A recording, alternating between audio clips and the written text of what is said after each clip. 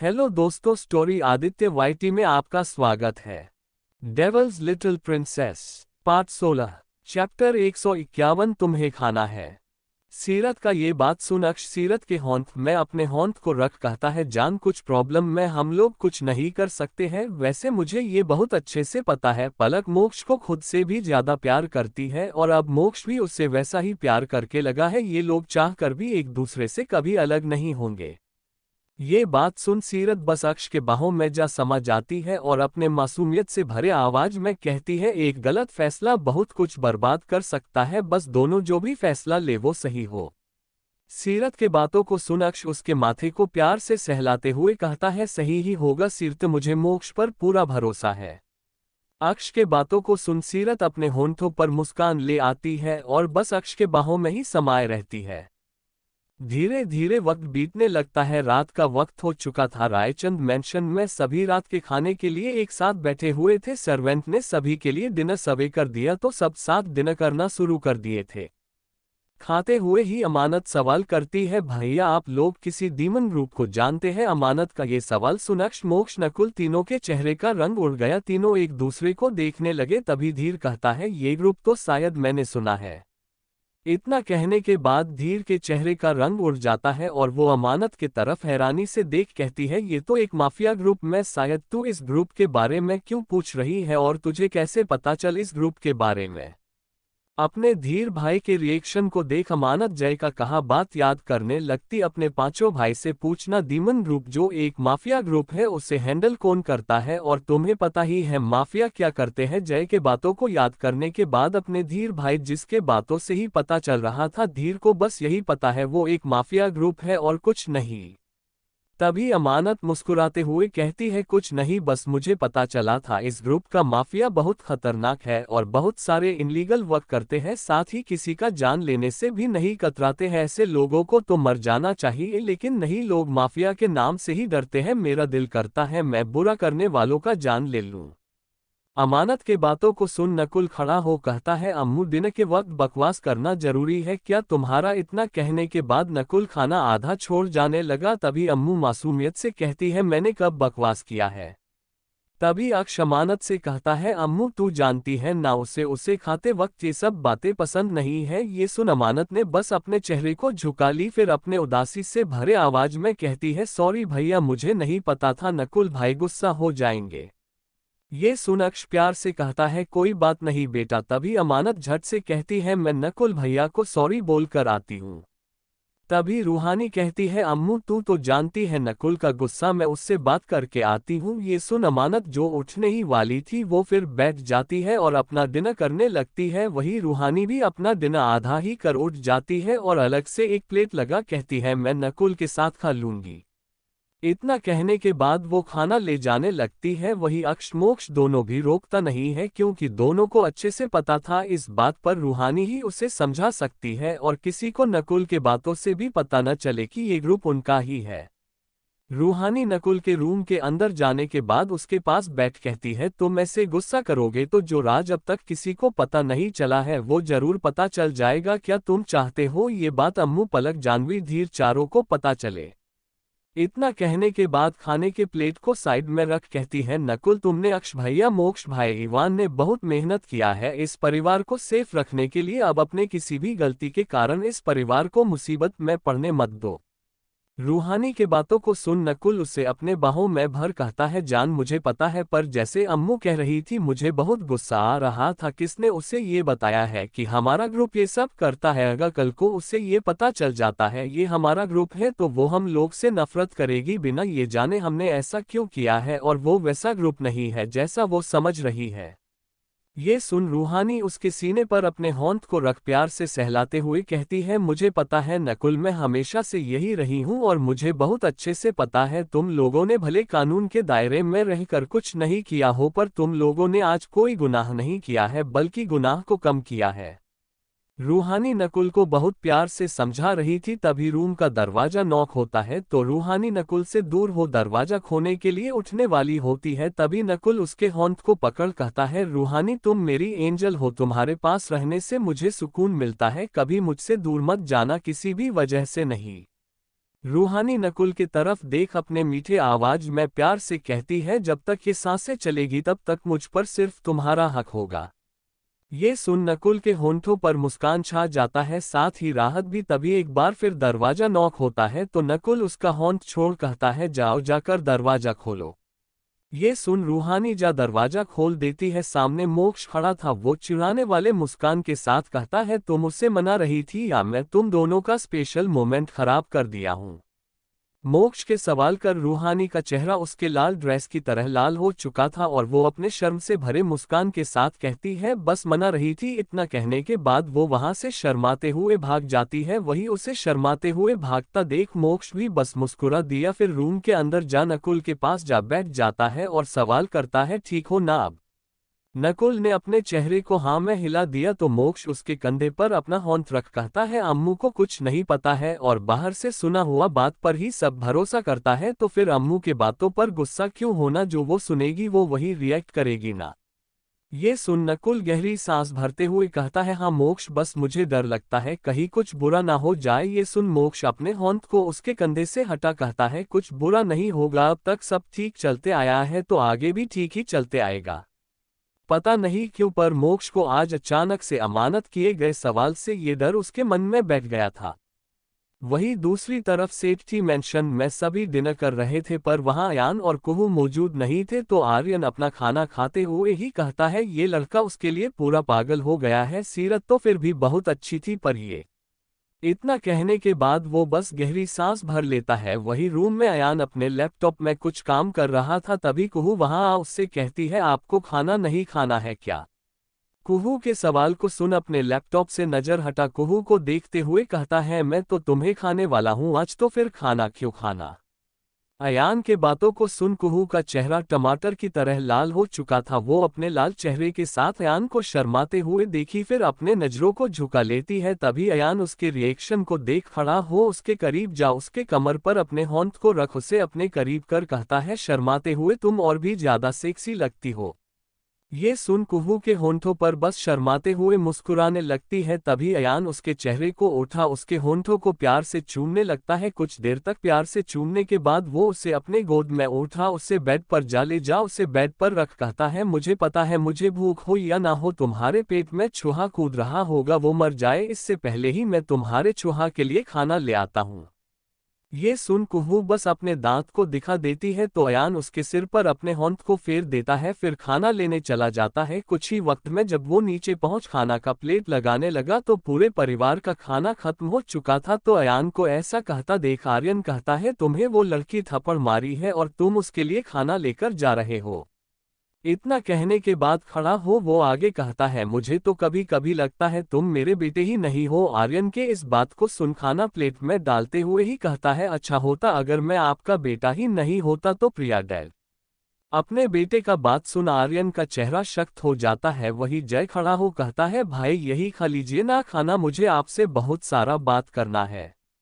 खाना लगाना खत्म हो चुका था। वो प्लेट को लेते जाते हुए कहता है, बाद में। इतना कहने के बाद वो वहां से चला जाता है। वही उसके जाने से जय अपने मन में ही कहता है, भाई का कुछ समझ नहीं आता है। वो इतना कहा ही था कि तभी जय का फोन बजने लगता है तो वो अपने फोन को निकाल अमानत का कॉल आता देखता है तो वो अपने रूम जा अपने रूम का दरवाजा बंद कर कहता है, तो बेबी जो मैंने तुम्हें बताया था वो सच है, समझ आ गया तुम्हें? जय के इस बात को सुन वो झट से कहती है, हाँ बहुत अच्छे से, और तुम ये अच्छे से समझ लो आइंदा मुझे कॉल मैसेज कुछ मत करना, अगर किए तो तुम्हारा जो बिजनेस है ना मैं बर्बाद कर दूंगी। और तुम तो अच्छे से जानते हो मैं हैकिंग जीनियस हूँ, तो दोबारा मुझे कॉल मैसेज या मिलकर मुझे मेरे भाइयों के खिलाफ करने का कोशिश किए तो बहुत बुरा होगा तुम्हारे साथ। चैप्टर 152 रोमांटिक और क्रूल नाइट। अपने बात को कहने के बाद अमानत कॉल कट कर देती है। वही जय अपने मन में हो कहता है, ओह यार मेरे साथ आज हो क्या रहा है, और इस लड़की का यहाँ आते ही पूर्व एटीट्यूड ही बदल गया है। खुद मैं इतना करने के बाद वो अपने फोन को बेड पर फेंक, वो भी बेड पर जा बैठ सोचता है वो ऐसा क्या करे जिससे अमानत को वो भरोसा दिला दे अपने बातों पर और उससे शादी कर उसे अपने पास ले आए। उससे उसका दो काम होगा, पहला वो अक्ष के खिलाफ लड़ने के लिए अमानत का इस्तेमाल करेगा और दूसरा को अमानत के हैकिंग स्किल से बहुत प्रॉफिट कमा सकता है। पर उसे अक्ष और उसके भाइयों के बारे में पता तो था पर कोई सबूत ऐसा नहीं था उसके पास जिससे वो साबित कर सके अमानत के सामने कुछ। वहीं दूसरी तरफ अयान कुहू को अपने हौंत से खाना खिलाते हुए खुद भी खाना खाए जा रहा था। कुछ ही वक्त में खाना खत्म हो गया। खाना खत्म होने के बाद वो प्लेट को साइड में रख उसके करीब जाता है, तुम्हारा पेट तो भर गया, अब मेरा पेट भी भर दो। ये बात सुन कुहू अयान को अपने बड़े बड़े आंखों से देखने लगी, पर अयान उसके होंठों के करीब जा उसके होंठों को प्यार से चूमने लगा था तो कुहू उससे खुद से दूर कर कहती है हम लोग को कुछ प्रिपरेशन कर लेना चाहिए। प्रिपरेशन का मतलब अयान को बहुत अच्छे से समझ आ रहा था। वो अपने सेडिक्टिव आवाज में कहता है बेबी मैं इतना इंतजार नहीं कर सकता हूँ। इतना कहने के बाद वो उसके होंठों को एक बार फिर चूमने लगा तो कुहू भी उसके होंठों को चूमने में उसका पूरा साथ दे रही थी। वहीं दूसरी तरफ मध्य प्रदेश में आरजू किचन का सारा काम निपटा रूम जाने लगी। एक तो सिद्धार्थ ने सारे सर्वेंट को छुट्टी दे रखा था जिस कारण पूरा काम आरजू को करना पड़ा, पर फिर जब वो रूम का दरवाजा खोली तो देखी बेड पर सिद्धार्थ के बाहों में कोई और लड़की है। ये देख उसके आंखों में आंसू भर गया। वो रूम का दरवाजा बंद कर बाहर जाने वाली थी पर तभी उसके दरवाजा बंद करने से पहले सिद्धार्थ कहता है बाहर मेरा डॉग है जो बहुत खतरनाक है, मैंने उसे खुला छोड़ा है तो तुम उसके रहते हॉल में सो सकती हो तो सो जाओ क्योंकि बाकी के रूम लॉक है और चाबी किसी सर्वेंट ने रखा है। ये सुन आरजू कहती है जानवर कितने भी भयानक हो पर प्यार से सब कुछ ठीक हो जाता है। इतना कहने के बाद आरजू दरवाजा बंद कर देती हो और हॉल के तरफ जाने लगती है। वही लड़की सिद्धार्थ के खुले सीने पर अपने होंठ को रख उसके शरीर को चूमने लगती है। वही सिद्धार्थ का ध्यान अब भी आरजू पर था। आरजू जानवरों को संभालती है ये बात सिद्धार्थ को पता था पर उसका जंगली कुत्ता को संभालना आसान नहीं था। सिद्धार्थ सोचे जा रहा था तभी वो लड़की कहती है बेबी क्या सोच रहे हो। लड़की का सवाल सुन सिद्धार्थ अपने आंखों को बंद कर खुद में ही कहता है सच में ये लड़की खुद को बहुत बहादुर समझती है, इसे क्या लगता है ये डॉग उसके पाले हुए जानवर की तरह है। अपने मन में इतना कहने के बाद वो अपने आंखों को खोल देता है। वही लड़की उसके होंठों के करीब जाने लगती है तभी उसके होंठों के पास अपने होंठ को रख उसे किस करने से रोक कहता है इन होंठों पर किसी का स्वाद है और मैं इस स्वाद को तुम्हारे किस से मैं खत्म नहीं करना चाहता हूँ। सिद्धार्थ का ये बात का मतलब साफ था कि उसका किस इतना बेकार है कि वो नहीं चाहता को वो उसके होंठों को किस करे। वहीं दूसरी तरफ आरजू सोफे में लेटी हुई थी पर सिद्धार्थ का किसी और के करीब देख वो बहुत बेचैन हुए जा रही थी तो फिर वो अपने पैर को मोड़ अपने सिर को पैर के अंदर घुसा रोने लगती है। तभी वो जंगली कुत्ता जोर सर की तरह ही बहुत खूंखार था, वो आरजू के पास अभाव भाव भौंकने लगता है।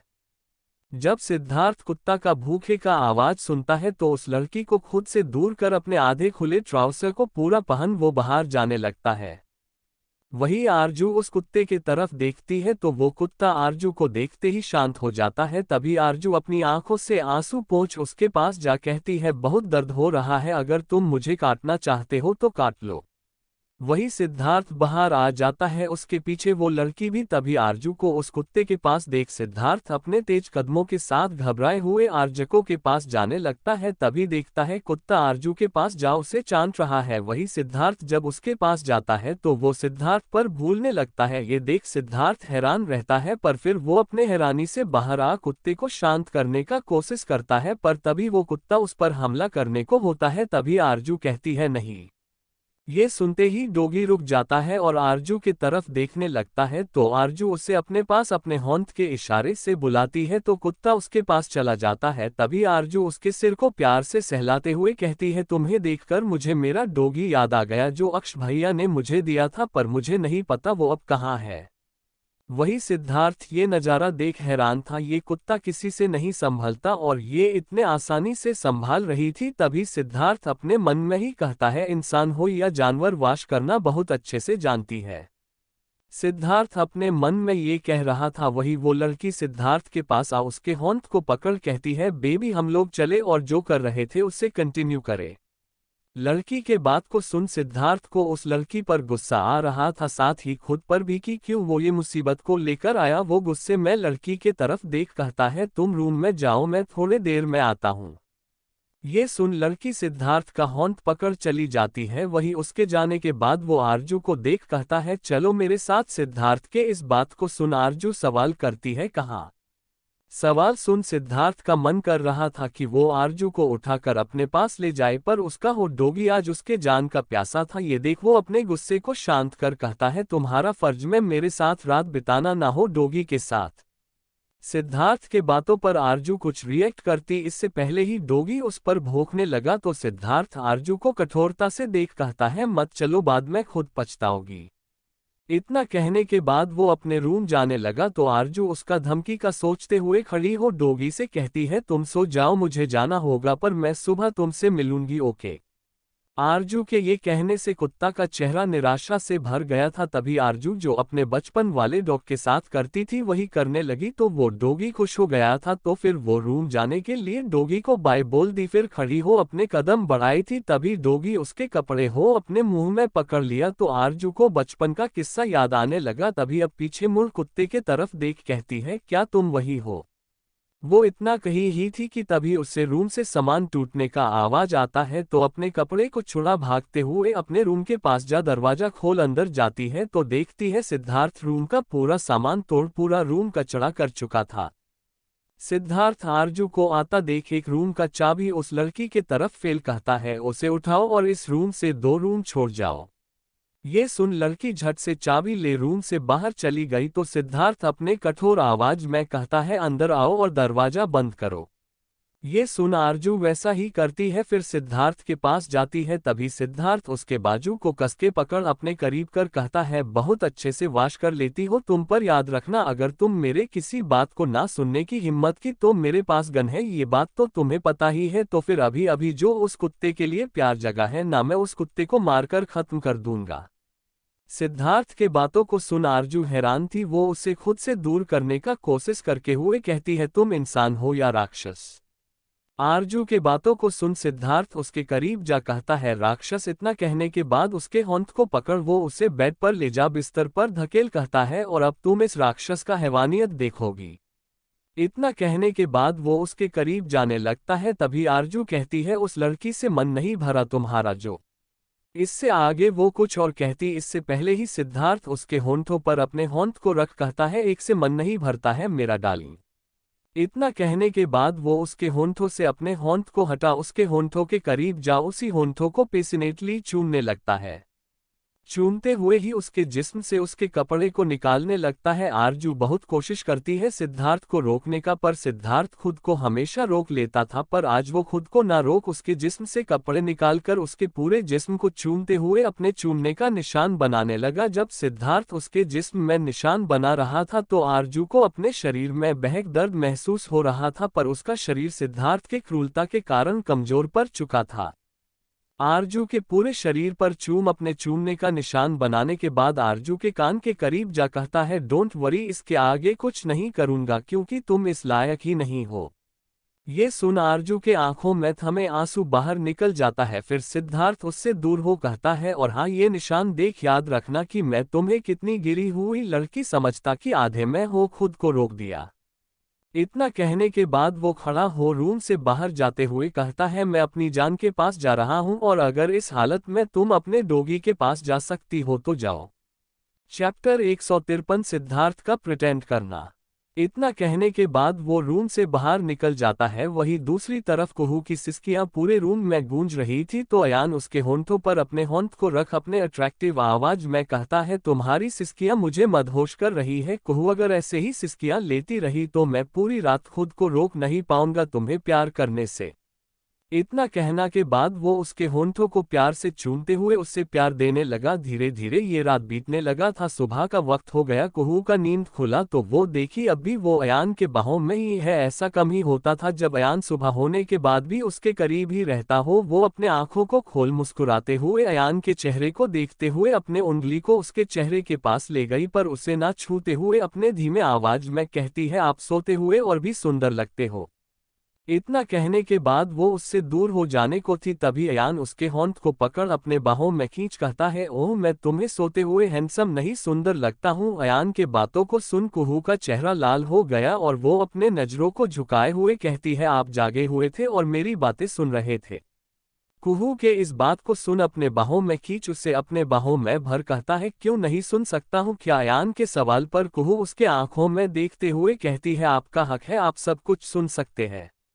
ये सुन अयान उसे अपने बाहों में और मजबूती से भर लेता है। वहीं दूसरी तरफ पलक गार्डन में टहल रही थी और मोक्ष अपने रूम के खिड़की के पास खड़ा था। जब उसने पलक को अकेले घूमता हुआ देखा तो वो अपने बालकनी में जा पोल के सहारे गार्डन में उतर गया। तभी पलक पीछे मुड़ी और अचानक से मोक्ष को अपने सामने अचानक से देखी तो घबराते हुए अपने पैर को पीछे कर ली। तभी उसका पैर खुद से टकरा, वो गिरने वाली थी पर मोक्ष उसे अपने बाहों में थाम लिया। वही अमानत 2 कॉफी का कप ले पलक के पास ही जा रही थी पर मोक्ष पलक दोनों को एक दूसरे के बाहों में खोया देख अमानत कबाब में हड्डी ना बने का सोच वहां से जाने लगी। तभी मोक्ष कहता है, कितनी लापरवाह हो तुम, अगर हमारे बच्चे को कुछ हो जाता तो। बच्चा ये सुन अमानत के जाते कदम रुक गए और वो दीवार के पीछे खड़ी हो बातें सुनने लग जाती है। वहीं मोक्ष के बातों को सुन पलक कहती है, मेरे साथ कुछ भी होता है ना उसका रीजन तुम होते हो मोक्ष, और मैं लापरवाह नहीं हूँ। तुम अचानक से मेरे सामने आ गए इसलिए मैं गिरने वाली थी, और हाँ ये सिर्फ मेरा बच्चा है। पलक के इस बात को सुन मोक्ष उसे अपने बाहों में कसके पकड़ कहता है, जान भूलो मत कैसे मैं जीता हूं, तो ये बच्चा मेरा है और अगर ये बच्चा तुम चाहती हो कि हमारा हो जाए तो कर लो शादी मुझसे। मोक्ष के बातों को सुन पलक उसके आंखों में देख कहती है, शादी तुम क्यों मुझसे करना चाहते हो। उस रात की वजह से अगर मैं प्रेग्नेंट नहीं हुई होती तो तुम कभी मुझ जैसे गरीब लड़की से शादी नहीं करना चाहते ना, आपके स्टैंडर्ड की लड़की ढूंढते हो, बहुत सुंदर अमीर होती। पलक के बातों को सुन मोक्ष उसके आंखों में देखते हुए कहता है, सुंदर बेबी तुम्हारे सामने कोई सुंदर हो सकता है क्या। अगर कोई तुम्हें एक बार तुम्हारे असली रूप में देख लेना तो तुम्हारा चेहरा उसके आंखों से ना उतरे। तुमने पता है मैं तुमने लेकर बहुत कंफ्यूज्ड रहता था, क्योंकि एक तरफ मेरा घमंड और दूसरे तरफ तुम्हारा चेहरा मेरे नजरों के सामने घूमता रहता, और कभी कोई लड़की मेरे करीब आने का कोशिश करती तो मैं उसे खुद से दूर कर देता, क्योंकि मेरे दिल को मेरे आंखों को पता था ये दिल सिर्फ तुम्हारे लिए धड़कता है और ये आंखें सिर्फ तुम्हें देखना चाहता है। मोक्ष के बातों को सुन एक पल के लिए पलक का दिल भी धड़कने लगा और वो मोक्ष के आंखों में खो जाती है। वहीं मोक्ष भी उसके आंखों में डूब उसके होंठों के करीब जाने लगता है तो अमानत ये देख वहां से चली जाती है। वहीं दूसरी तरफ आरजू जब बाहर आती है तो सिद्धार्थ उसे देख उसके बेहद करीब जा कहता है, अपनी जान के साथ रात बिता मजा ही आ गया। इतना कहने के बाद सिद्धार्थ वहां से चला जाता है। वहीं आरजू को ये सुन गुस्सा तो बहुत आ रहा था पर वो आपके गुस्से को शांत कर वहां से जाने लगती है। तभी वो लड़की उसके सामने आ जाती है और आरजू के गर्दन पर बाइट का निशान देख गुस्से में कहती है, कल रात उसे मेरे साथ होना चाहिए पर वो तुम्हारे साथ बिताया, पर ये आखिरी रात होगा जो उसने तुम्हारे साथ बिताया है, क्योंकि सिद्धार्थ सिर्फ मेरा है और मैं उसे कभी तुम्हारे पास जाने नहीं दूंगी। चैप्टर 154 सेड्यूस करो। लड़की के बातों को सुन आरजू के होंठों पर मुस्कान छा गया और वो मुस्कुराते हुए उसे शो करते हुए कहती है, रात के वजह से मैं अब तक थकी हुई महसूस कर रही हूँ, साथ ही मुझे भूख भी लग गया है। अब इतना मेहनत कोई मेरे पर करेगा तो भूल तो लगेगा ही ना, तो मैं तुम्हारी बातें बाद में सुनती हूँ, ओके। इतना कहने के बाद वो चली जाती है। वही लड़की गुस्से में आपके पैर पटक सिद्धार्थ के पास जाने लगती है। वही आरजू किचन जा मुस्कुराते हुए खुद में ही कहती है, बहुत अच्छा प्रिटेंड कर लेते हो आप, वैसे इस लड़की का कुछ तो करना होगा खुद में। इतना कहने के बाद वो सुबह का नाश्ता बनाते हुए इस बारे में सोचने लगती है।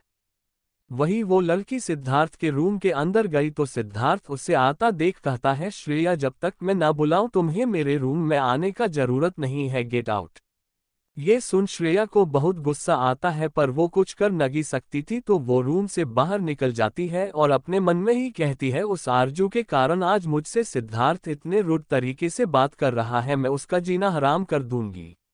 अपने मन में इतना कहने के बाद वो अपने असिस्टेंट को कॉल करती है तो उसका असिस्टेंट कॉल पिक कर लेता है तो फिर अपने असिस्टेंट को ऑर्डर दे देती है। असिस्टेंट को ऑर्डर देने के बाद वो किचन जा आरजू को काम करता हुआ देखती है तो अपने सख्त आवाज में ऑर्डर देता है, मेरे लिए ओट्स बनाओ।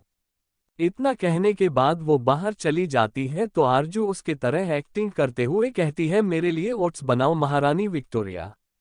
इतना कहने के बाद आरजू अपना काम करने लगती है। वहीं दूसरी तरफ श्रेया अपने असिस्टेंट के आने का वेट करने लगती है। करीबन 5 मिनट ही बीता होगा और उसका असिस्टेंट अपने कार को रफ्तार से भागता हुआ सिद्धार्थ के मेंशन पहुंच गया। फिर श्रेया को मैसेज कर देता है तो श्रेया के होंठों पर मुस्कान छा जाता है। वही किचन में सुबह नाश्ता तैयार करने के बाद वो श्रेया के लिए ओट्स बनाने लगती है। करीबन 15 मिनट बीत जाता है। सिद्धार्थ भी कंपनी जाने के लिए रेडी हो बाहर नाश्ते के लिए आने लगता है। वही श्रेया भी डाइनिंग टेबल पर पहले से बैठी होती है। तभी गर्म गर्म ओट्स लेकर आरजू आ जाती है। फिर श्रेया को देने के बाद बाकी का डिश लेने चली जाती है। तभी श्रेया दोनों तरफ देखती है, फिर उस ओट्स में कुछ मिला देती है और शांति से खाने लगती है। वही सिद्धार्थ भी आ श्रेया के बगल में ही बैठ जाता है। तभी आरजू भी सारा डिश लेकर आ सिद्धार्थ के पास जा उसके किए नाश्ता लगाने के बाद दूसरे तरफ जा बैठ जाती है और अपने लिए भी नाश्ता लगा लेती है। फिर बस अपना नाश्ता करने लगती है। उसे इतने आराम से खाता देख सिद्धार्थ अपने मन में ही कहता है, मैं किसी के बगल में भी बैठूं इससे फर्क नहीं पड़ता है क्या। अपने मन में इतना कहने के बाद वो अपना नाश्ता करने लगता है। कुछ ही वक्त में सभी का नाश्ता करने हो जाता है। नाश्ता करने के बाद तीनों उठ जाते हैं। तभी श्रेया बेहोश हो गिरने वाली होती है पर सिद्धार्थ उसे पकड़ लेता है तो अर्जी को ये उसका नाटक लगता है तो वो बर्तन उठाते रहती है। तभी उसके मुंह से झाग निकलने लगता है तो सिद्धार्थ चिल्ला कर कहता है, श्रेया ये क्या हुआ तुम्हें। तभी आरजू भी उस तरफ देखती है। वही सिद्धार्थ उसे अपने गोद में उठा मेंशन से बाहर निकलने लगता है तो उन्हें देख आरजू भी पूछे पीछे जाती है। फिर खुद में ही कहती है, इससे क्या हुआ, अचानक से सुबह तक तो सब ठीक था। वही सिद्धार्थ उसे अपने गोद में ले कार के पास पहुंच जाता है। वही आरजू भी ड्राइवर भी जल्दी से कार का दरवाजा खोल देता है तो सिद्धार्थ श्रेया को कार कर अंदर बैठा खुद भी कार के अंदर जा बैठ आरजू को बाहर खड़ा देख कहता है, तुम्हें आने का जरूरत नहीं है। इतना कहने के बाद वो अपने चेहरे को मोड़ लेता है। वही ड्राइवर कार डोर लॉक कर आगे ड्राइविंग सीट पर चला जाता है। फिर कार स्टार्ट कर रफ्तार से निकल जाता है। वही दूसरी तरफ आरजू को कुछ समझ ही नहीं आ रहा था, वो बस कार को देखते रहती है। फिर जब उसके आंखों से कार ओझल हो जाता है तो वो मेंशन के अंदर जा सोफे पर बैठ चिंतित हो इसी बारे में सोचने लगती है। वहीं दूसरी तरफ मुंबई है। आज तेज बारिश हो रहा था और इस तेज बारिश में इवान रायचंद मेंशन गया हुआ था। जब वो अपने कार को गेट के अंदर ले जा रोका, फिर कार से बाहर निकल वो अंदर भीगते हुए जा रहा था। तभी उसे रूहानी भीगती हुई नजर आती है तो रूहानी के पास जा कहता है, बीमार पड़ना है क्या तुम्हें। इवान के बातों को सुन रूहानी इवान के तरफ देख कहती है, नकुल नहीं है यहाँ तो तुम नकुल का जगह लिए। इतना कहने के बाद अपने मुंह बना लेती है वो तो उसके क्यूट चेहरे को देख इवान मुस्कुराते हुए कहता है, हाँ क्योंकि तुम्हें जरूरत है तभी तुम ये सारी हरकत बंद करोगी। ये सुन रूहा घूर कर देखती है इवान को तो इवान मुस्कुराते हुए कहता है, चलो चलो अंदर चलो। इतना कहने के बाद इवान रूहानी का होंठ पकड़ उसे अपने साथ जबरदस्ती ले जाने लगा तो रूहानी उसे रोकते हुए उसे भी भीगने पर मजबूर कर रही थी। तभी नकुल एक फाइल लेने मेंशन लौट जाता है। तभी वो कार से बाहर निकल जाता है और मेंशन के अंदर जाते हुए वो रूहानी नकुल को साथ भीगता देखता है तो गुस्से में वहां जा गुस्से में रूहानी का नाम चिल्लाता है, रूहानी। नकुल का आवाज सुन रूहानी झट से शांत सीधी खड़ी हो जाती है। फिर नकुल रूहानी के पास जा उसका होंठ पकड़ उसे अपने साथ ले जाने लगता है तो इवान गुस्से में अपने होंठ का मुट्ठी बांध अपने मन में कहता है, समझ नहीं आता है इसको होता क्या रखता है। मैं रूहानी को सिर्फ दोस्त मान रहा फिर भी उससे प्रॉब्लम है। गुस्से में खुद में इतना कहने के बाद वो भी मेंशन के अंदर चला गया और अपने कमरे में जाने में बाद वो अपना कपड़ा बदलने लगा। वहीं नकुल रूहानी से साथ उसके रूम के अंदर चला गया था। दूसरी तरफ बाहर जितने लोग थे ये नज़ारा देख हैरान थे। वही रूम के अंदर रूहानी अपने होंठ को छुड़ाने का कोशिश करते हुए कहती है, मुझे दर्द दे रहा है नकुल। रूहानी का ये बात सुन एक झट से रूहानी के होंठ को छोड़ उसके कलाई को देखता है। फिर कहता है, सॉरी रूहानी तुम कपड़ा बदलो मैं क्रीम लाता हूँ।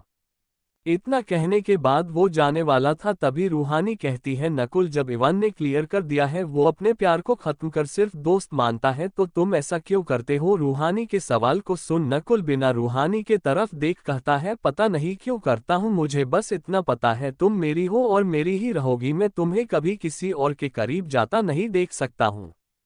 इतना कहने के बाद वो गुस्से में रूम से बाहर निकल जाता है। वही रूहानी के आंखों से आंसू गिरने लगता है और वो भीगे कपड़े में ही जमीन पर बैठ रोने लगती है। वही दूसरी तरफ अक्ष अपने केबिन में बैठा हुआ था, तभी उसे एक मेल आता है तो उस मेल को खोल देखता है। मेल देखने के बाद वो नकुल को कॉल करता है, पर नकुल कॉल रिसीव नहीं करता है तो वो रोबिन को कॉल कर अपने केबिन बुलाता है। कुछ ही वक्त बाद रोबिन केबिन के दरवाजे के पास दरवाजा नॉक करता है तो अक्ष उसे अंदर आने का परमिशन दे देता है। कमिंग। अक्ष का परमिशन मिलते ही रोबिन केबिन डोर खोल केबिन के अंदर आ जाता है। तभी अक्ष कहता है प्राइवेट जेट रेडी करो, मुझे अभी ऑस्ट्रेलिया के लिए निकलना है। ये सुन रोबिन झट से कहता है बॉस 2 दिन बाद आपका एंगेजमेंट है और आप ऑस्ट्रेलिया जा रहे हैं। रोबिन के इस बात को सुन वो झट से कहता है मुझे वो मिल गया है। अक्ष का इतना कहना ही काफी था तो रोबिन कहता है ओके बॉस। इतना कहने के बाद रोबिन निकल जाता है। तभी अक्ष अपने कठोर आवाज में कहता है इस बार तुम्हें जिंदा बच जाने नहीं दूंगा। अक्ष खुद में ये कह रहा था। वही दूसरी तरफ अयान अपने भाई मॉम से कहता है मुझे काम है तो मैं बाद में फिर आ जाऊंगा। इतना कहने के बाद वो कुहू का हॉर्न पकड़ उसे अपने साथ ले जाने लगा तो यशिका झट से कहती है बेटा रुको। इतना कहने के बाद वो दोनों के पास आती है और अपना कंगन उतर कुहू के होंठ को पकड़ उसे कंगन पहनते हुए कहती है तुम इस घर की होने वाली बहू हो और ऐसे खाली होंठ तुम्हें मैं नहीं भेज सकती हूँ।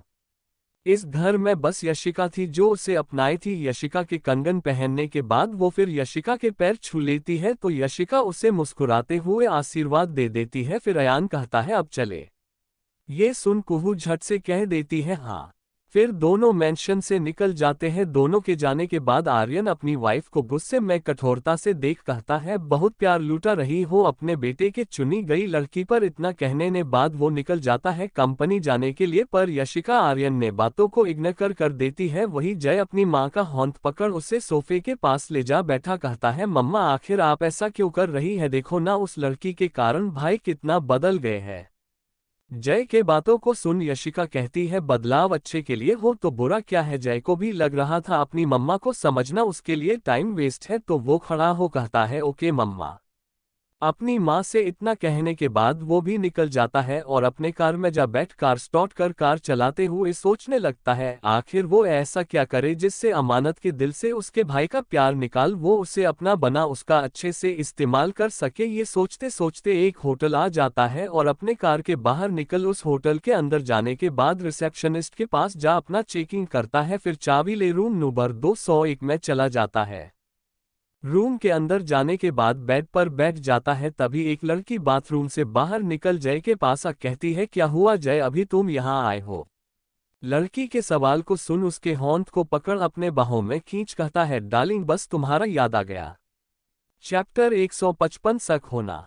इतना कहने के बाद उसके गर्दन को किस करते हुए कहता है डार्लिंग तुम बहुत हॉट है, मैं चाहता हूं तुम किसी को सिड्यूस करो।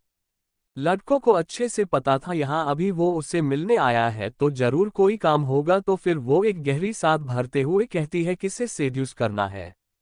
लड़की के सवाल पर एक शैतानी मुस्कान के साथ धीर कहता है नकुल रायचंद को। ये नाम सुन लड़की अपने गले का पानी गटकते हुए कहती है तुम पागल हो गए हो क्या, मैंने सुना है वो अपने करीब किसी लड़की को आने नहीं देता है और अगर कोई आने का कोशिश करे तो वो उसका बहुत बुरा हाल करता है।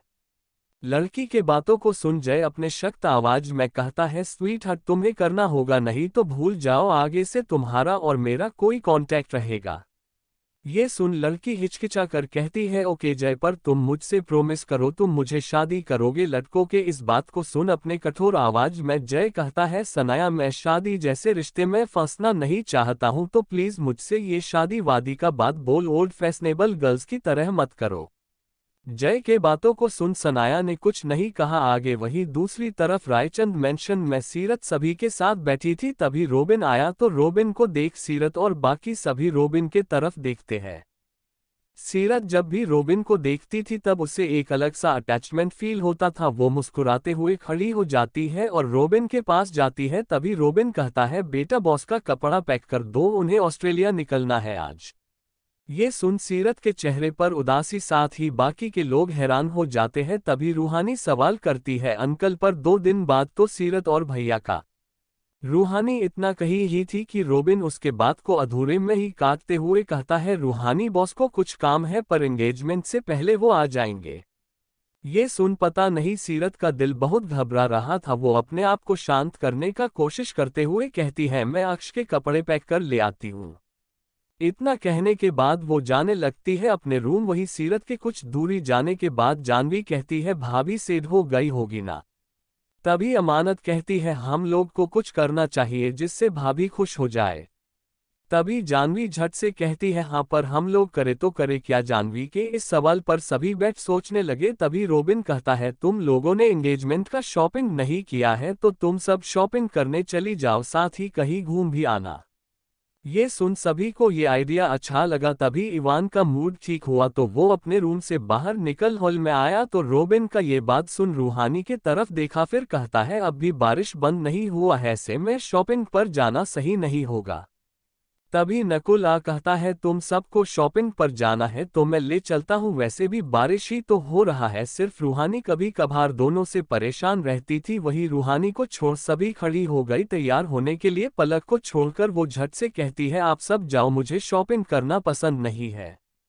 पलक हमेशा मना क्यों करती है, सभी को इसका कारण पता था। तभी नकुल पलक के पास आ उसके सिर पर अपने होंठ को रख प्यार से कहता है, पलक तुम खुद को हमेशा सबसे अलग क्यों रखती हो, तुम भी इस परिवार का हिस्सा हो और याद रखना मैं तुम्हारा भाई हूं तो तुम कभी अपने भाई को मना नहीं कर सकती हो। तो तुम्हारा भाई चाहता है तुम भी चलो।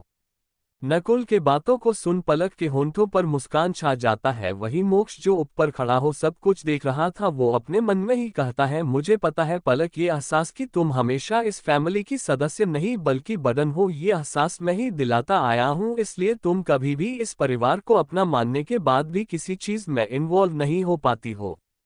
पर मैं तुमसे वादा करता हूँ, जो कुछ कहा हूँ आज तक किया हूँ सब कुछ बदल दूंगा, और जो प्यार तुम्हें मिलता है वो बदन या जिम्मेदारी नहीं बल्कि तुम्हारा हक है, इसका एहसास दिलाकर रहूंगा। अपने मन में इतना कहने के बाद वो बस देखने लगता है। तभी धीरा कहता है, भैया आपका फोन मुझसे एक्सचेंज हो गया था और कब से अक्ष भैया कॉल किए जा रहे हैं पर आपका फोन उठा पाना मुश्किल है, पता नहीं क्या करके रखे हो अपने फोन को आप।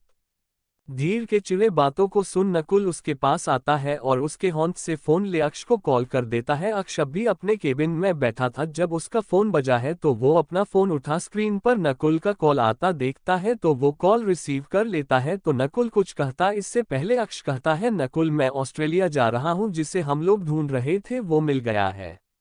अक्ष के बातों को सुन नकुल का चेहरा डार्क हो गया और वो अपने कठोर आवाज में कहता है, भैया मैं भी चल रहा हूँ। ये सुन अक्ष झट से कहता है, फिर यहाँ का काम कौन संभालेगा। अक्ष का सवाल सुन नकुल कहता है, भैया धीर को मैं समझा दूंगा, वो हैंडल कर लेगा, पर वहां अकेले जाना सही नहीं होगा। ये सुन अक्ष ठीक है कह देता है, फिर कॉल कट हो जाता है। तभी नकुल रोबिन के पास आ कहता है, आपने मुझे बताया क्यों नहीं। नकुल के सवाल पर रोबिन झट से कहता है, सर मुझे लगा बॉस ने आपको सब कुछ बता दिया होगा। रोबिन के बातों को सुन नकुल रूहानी के तरफ देख कहता है, रूहानी जाओ मेरा सामान पैक कर दो, भैया के साथ मैं भी जा रहा हूँ। ये सुन रूहानी को कुछ मामला गड़बड़ लग रहा था, क्योंकि अगर सिर्फ फॉरेन क्लाइंट का बात होता तो दोनों में कोई एक भी जाता तो काम हैंडल हो सकता था, पर दोनों ही जा रहे हैं तो कुछ ना कुछ तो बात जरूर होगा। पर रूहानी अपने ख्याल को बंद कर नकुल का सामान पैक करने चले गई। वही तरफ नकुल धीर के तरफ देख कहता है, सभी को शॉपिंग पर ले जाना, और हाँ कल से मैं जो तुम्हें बोलूंगा तुम्हें वो करना होगा। नकुल अक्ष दोनों जा रहा है तो उसे वो क्या काम बोलेगा वो समझ चुका था, क्योंकि जब जब दोनों जाते थे अपने काम का बोझ उस बेचारे पर ही डाल कर जाते थे। धीर अपने भाई को देख ठीक है कह देता है। वही जानवी अपने मन में ही कहती है, उफ अब ये हम सबको शॉपिंग पर ले जाएगा, कितना अच्छा सब चल रहा था, पर इसके जाने से फिर कुछ अच्छा नहीं होगा, खासकर मेरे साथ। अपने मन में फिर जानवी धीर को कोसने लगती है। वही जानवी के चेहरे का एक्सप्रेशन देख धीर को समझने में बिल्कुल भी देर नहीं लगता है। वही दूसरी तरफ सिद्धार्थ हॉस्पिटल में बाहर बैठा था और डॉक्टर के कुछ बताने का इंतजार कर रहा था। तभी कुछ वक्त बाद डॉक्टर बाहर आता है तो सिद्धार्थ डॉक्टर को देख खड़ा हो जाता है। तभी डॉक्टर सिद्धार्थ के पास आ कहता है, पेशेंट को जहर दिया गया है, आप थे मिस्टर मोदी इसलिए मैं इलाज कर दिया, पर ऐसे केसेज हम बिना पुलिस को इन्फॉर्म किए बिना नहीं देखते हैं। जहर दिया गया है ये जान सिद्धार्थ बहुत हैरान था और वो ये भी सोच रहा था आखिर जहर दिया कौन है और कब इसका पता तो सिद्धार्थ लगा ही लेगा। फिर वो अपने ख्याल को बंद कर डॉक्टर से कहता है, थैंक यू डॉक्टर, श्रेया को होश आ गया है क्या?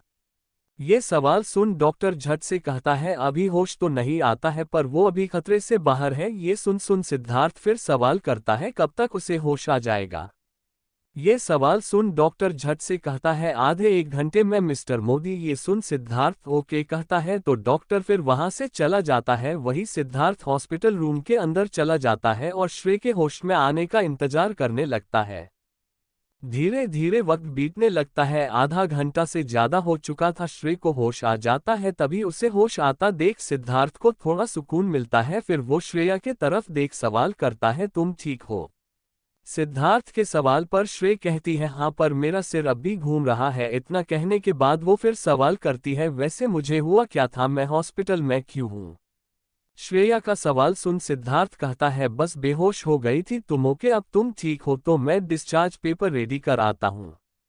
सिद्धार्थ के बातों को सुन श्रेया ठीक है कह देती है तो सिद्धार्थ उठ हॉस्पिटल रूम के बाहर जाते हुए अपने मन में ही कहता है, वहां कोई सर्वेंट नहीं थे और मेरे मेंशन कोई आया भी नहीं है तो फिर कौन दे सकता है? आरजू नहीं नहीं, आरजू कभी ऐसा नहीं कर सकती है जो किसी जानवर छोड़ो पेड़ पौधों को भी हार्म नहीं कर सकती है, फिर वो कैसे श्रेया को कर सकती है?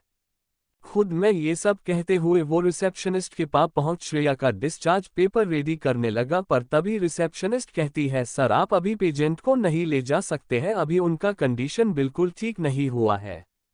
रिसेप्शनिस्ट के बातों को सुन सिद्धार्थ झट से कहता है ओके, फिर वहां से श्रेय के पास चला जाता है और श्रेय से कहता है, अभी तुम ठीक नहीं हो तो तुम्हें डिस्चार्ज नहीं मिल सकता है। सिद्धार्थ के बातों को सुन श्रेया झट से कहती है, सिद्धार्थ नहीं, मुझे यहाँ नहीं रहना है, मैं अपना ख्याल खुद रख लूंगी अपने घर जाकर, वैसे भी बस बेहोश हो तो हुई थी। श्रेया के बातों को सुन सिद्धार्थ अपने मन में कहता है, ये मेरे मेंशन में हुआ है और बाद में इससे कुछ हो गया तो इसके ठीक होने तक मुझे ही जिम्मेदारी लेनी चाहिए। अपने मन में ये सोचने के बाद वो श्रेया से कहता है, तुम अकेले रहती हो, इस कंडीशन में तुम्हारा अकेले रहना सही नहीं है। सिद्धार्थ के बातों को सुन श्रेया झट से कहती है, जो भी हो मैं बस हॉस्पिटल में नहीं रहना चाहती हूँ। ये सुन सुधार कहता है, ठीक है मेरे साथ रह लेना, अब मैं डॉक्टर से बात कर आता हूँ। चैप्टर 156 अनुज का आना। सिद्धार्थ के बातों को सुन वो झट से कहती है ओके, फिर सिद्धार्थ वहां से चला जाता है। सिद्धार्थ के जाने के बाद श्रेय के होंठों पर मुस्कान छा जाता है। मुझे पता है सिद्धार्थ, तुम्हें अपनी वाइफ पर शक नहीं हुआ होगा पर मैं तुम्हारे साथ रहकर ये करने पर मजबूर कर दूंगी और इतना नफरत उसके लिए तुम्हारे मन में भर दूंगी कि फिर तुम खुद उसे अपने लाइफ से धक्के मारकर निकालोगे। खुद में ये सब कहने के बाद श्रेय बहुत खुश थी और सोचे जा रही थी वो दोनों को अलग करने के लिए क्या क्या कर सकती है। वहीं दूसरी तरफ सिद्धार्थ डॉक्टर से बात कर एक नर्स श्रेय के लिए हायर कर उसका डिस्चार्ज पेपर रेडी करने के बाद श्रेय के पास चला गया। फिर श्रेया को हॉस्पिटल से अपने साथ बाहर ले जा अपने कार में जा बैठ गया और वहां से निकल गया था।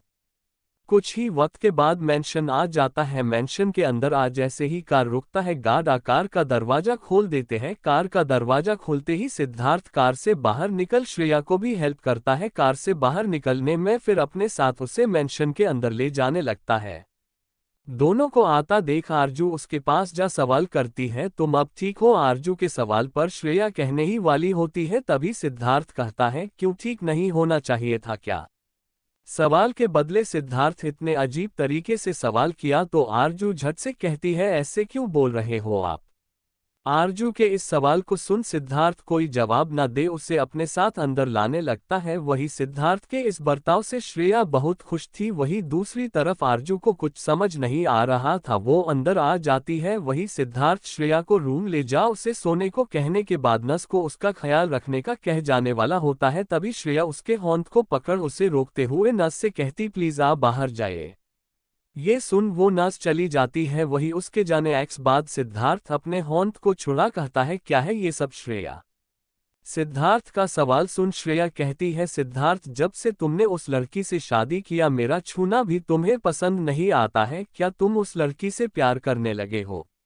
श्रेया के सवाल पर सिद्धार्थ कुछ देर शांत रहता है, फिर कहता है, नहीं मैं उससे कभी प्यार नहीं कर सकता हूँ, बस ये मेरे ऊपर, अब तुम रेस्ट करो, मुझे कंपनी जाना है। इतना कहने के बाद वो उस रूम से बाहर जाने लगा। वही डोरबेल बज रहा था, तभी आरजू दरवाजा खोल दी। दरवाजे के सामने अनुज खड़ा था। अनुज को देख आरजू साइड हो गई। तभी अनुज आरजू को देख कहता है, वैसे मुझे नहीं लगा था तुम सिद्धार्थ से प्यार करोगी और शादी करोगी, पर ये डिसीजन तुमने सही नहीं लिया है आरजू, वो तुमसे कभी प्यार नहीं करेगा। ये सुन आरजू फीकी मुस्कान के साथ कहती है, सब पता था आपको तो पहले क्यों नहीं बताए, अब क्यों बता रहे हैं आप। आरजू के सवाल को सुन एक गहरी सांस भरते हुए अनुज कहता है, मैं पहले बता नहीं सकता था आरजू, क्योंकि सिद्धार्थ के अगेंस्ट मैं नहीं जा सकता हूँ, क्योंकि वो मेरे लिए सिर्फ मेरा दोस्त नहीं बल्कि मेरा पूरा परिवार है। उसने मेरे लिए बहुत कुछ किया है, पर आज वो तुम्हारे साथ गलत कर रहा है तो तुम इसे सहो मत, यहाँ से चली जाओ जब तुम्हें पता चल गया है तो। अनुज के बातों को सुन आरजू के आंखों में आंसू भर गया। वो अपने नम आंखों के साथ अनुज को देखते हुए कहती है, चली जाती पर वो हमेशा मेरी माँ को गलत समझेगा, बुरा बोलेंगे, पर मेरी माँ का क्या गलती है। जब पापा जी ने दूसरा शादी कर लिया था तो क्यों मेरी मम्मा घुट घुट कर जीती, क्यों वो इंतजार करती रहती, और ये सिद्धार्थ को पता चलना चाहिए। और सिद्धार्थ के हिसाब से जिंदगी नहीं चलता है, शादी गुड़िया गुड्डा का खेल नहीं है कि मजबूरी में शादी की तो उसे तोड़, जिससे प्यार करते उसके पास चले जाएं। और गलती पापा जी और मम्मी जी दोनों ने ही किया है, फिर किसी एक को वो कैसे सजा दे सकता है। जब मम्मी जी को पता था पापा जी उनसे कभी प्यार नहीं करेंगे तो उन्हें उस रिश्ते से निकल जाना चाहिए था। आरजू के बातों को सुन एक गहरी सांस भरते हुए अनुज कहता है, वही तो मैं तुम्हें समझा रहा हूँ, इस रिश्ते में कुछ भी नहीं है। अंकल ने आंटी को बहुत हॉट किया है, पर वो सिद्धार्थ जैसे नहीं थे। वो आंटी प्यार नहीं करते थे पर कभी किसी और के साथ रहे उन्हें हॉट भी नहीं करते थे, पर सिद्धार्थ तुम्हें हॉट करता है और जिंदगी भर करता रहेगा, क्योंकि उसका पूरा बचपन खराब हुआ है और इसका जिम्मेदार वो तुम्हें और तुम्हारी माँ को मानता है। और अनुज इतना कहा ही था कि तभी सिद्धार्थ बाहर आ अनुज को आरजू से बात करते हुए सुना तो उसके पास जा कहता है, मेरी बीवी से बात करना हो गया हो तो मुझसे भी मिल लो। सिद्धार्थ के आते ही उसके आवाज को सुन अनुज अपने बात को कंप्लीट ना कर बस इतना ही कहता है, अब इतनी खूबसूरत वाइफ हो तो दोस्त का क्यों याद आएगा मुझे। अनुज के बातों पर सिद्धार्थ उसे घूर कर देखता है। तभी अनुज कहता है, मजाक कर रहा था, अब अंदर चले क्या। ये सुन दोनों अंदर जाने लगते हैं। वही सिद्धार्थ आरजू के तरफ देख कहता है, प्रिंसेस 2 कॉफी लेकर आना, और हाँ कॉफी ही लगा, जहर मत मिलाना। सिद्धार्थ के बातों को सुन आरजू उसे घूर कर देखती है, फिर वहां से चली जाती है। वही सिद्धार्थ के साथ अनुज उसके स्टडी रूम आ जाता है और अपने दोस्त को कठोरता से घूर कहता है, तुम आरजू के लिए इतना मर्सिफुल क्यों हो रहे हो। सिद्धार्थ के बातों को सुन अनुज उससे कहता है, क्योंकि तुम बेवकूफ़ी कर रहे हो। सिद्धार्थ, आरजू बहुत अच्छी है, उसके साथ ये सब कर तुम्हें क्या मिल रहा है, और तुमने अभी बाहर क्या कहा, क्या तुम्हें सच में उस पर शक है। अनुज के बातों को सुन सिद्धार्थ चेयर पर जा बैठ कहता है, बिल्कुल नहीं, मुझे उस पर शक नहीं है, बस कुछ बातें मेरे समझ में नहीं आ रहा है, पर जो भी हो, या तो ये सब श्रेया का किया धरा है या फिर अशोक। ये सुन अनुज उसके अपोजिट के चेयर में जा बैठ कहता है, तुम्हारा कहने का मतलब क्या है, कोई खुद को जहर क्यों देगा और तुम्हारा खुद का भाई ऐसा क्यों करेगा। अनुज के सवाल पर सिद्धार्थ कहता है, ये सब छोड़ो, पहले ये बताओ तुमने उस जहर पर रिसर्च किया। सिद्धार्थ के सवाल पर अनुज जवाब दे देता है, हाँ, लेकिन मुझे ये समझ नहीं आया वो इतनी जल्दी ठीक कैसे हो गई, बिकॉज वो बहुत खतरनाक जहर है, बिना एंटीडोट का ठीक होना मुश्किल है। अनुज के बातों को सुन सिद्धार्थ झट से कहता है, अनुज तुम अपने बातों पर गौर करो, अगर बिना एंटीडोट का कोई ठीक नहीं हो सकता है तो इतनी जल्दी एंटीडोट कहाँ से आया होगा और कैसे वो ठीक हुई होगी। सिद्धार्थ ने जब ये कहा तो अनुज को भी यही लगने लगा। तभी अनुज कहता है, ठीक है, ये सब पर तुम आरजू से ऐसा क्यों बोल रहे हो और क्यों उसे ऐसे ट्रीट कर रहे हो। देखो, अगर उससे प्यार करते हो तो उसे हॉट करना बंद करो। अनुज के बातों को सुन सिद्धार्थ कुछ बोलने ही जा रहा था कि तभी उससे पैरों का आवाज सुनाई देता है, तो सिद्धार्थ अपने रुड आवाज में कहता है, उससे प्यार वो भी मुझे बिल्कुल नहीं, और मैं उसे अपने जिंदगी में सिर्फ हॉट करने के लिए ही लाया था। सिद्धार्थ के बातों को सुन बाहर खड़ी आरजू अपने होंठ में ट्रे लिए दीवार से सट गई थी। वही अनुज कहता है, ऐसा ना हो किसी दिन हॉट करते करते तुम्हें उससे प्यार हो जाए पर वो तुम्हारे साथ ना हो। अनुज के बातों को सुन सिद्धार्थ हंसते हुए ही कहता है, प्यार तो मुझे होने वाला नहीं है, और बात रहा उसके छोड़ के जाने का तो वो कहाँ जाएगी अपने भाई के पास, पर उनके भाई मुझे नहीं लगता उसे रखेंगे भी, और उसका है क्या आज तक प्रिंसेस वाली लाइफ जी है। पेरेंट्स के जाने के बाद भी उसके भाइयों ने सिर्फ जरूरत नहीं हर एक ख्वाहिश को पूरा किया है, और बात रहा उसका खुद का तो एनजीओ हो, एनिमल फर्म हो, या वो यहाँ पर जहाँ रहती थी, इनफैक्ट उसका फाइनेंस उठाना सब उसके भाई करते थे। पढ़ाई में भी उसका दिलचस्पी नहीं है, मुश्किल से तो लास्ट ईयर में पहुंची है, उसे जॉब भी ऐसे में कौन देगा जिससे वो अपना खर्च उठा पाए। सिद्धार्थ के बातों को सुन आरजू रूम के अंदर आ कॉफी टेबल पर रख कहती है, ये आपका गलतफहमी है कि मैं कुछ नहीं कर सकती हूँ।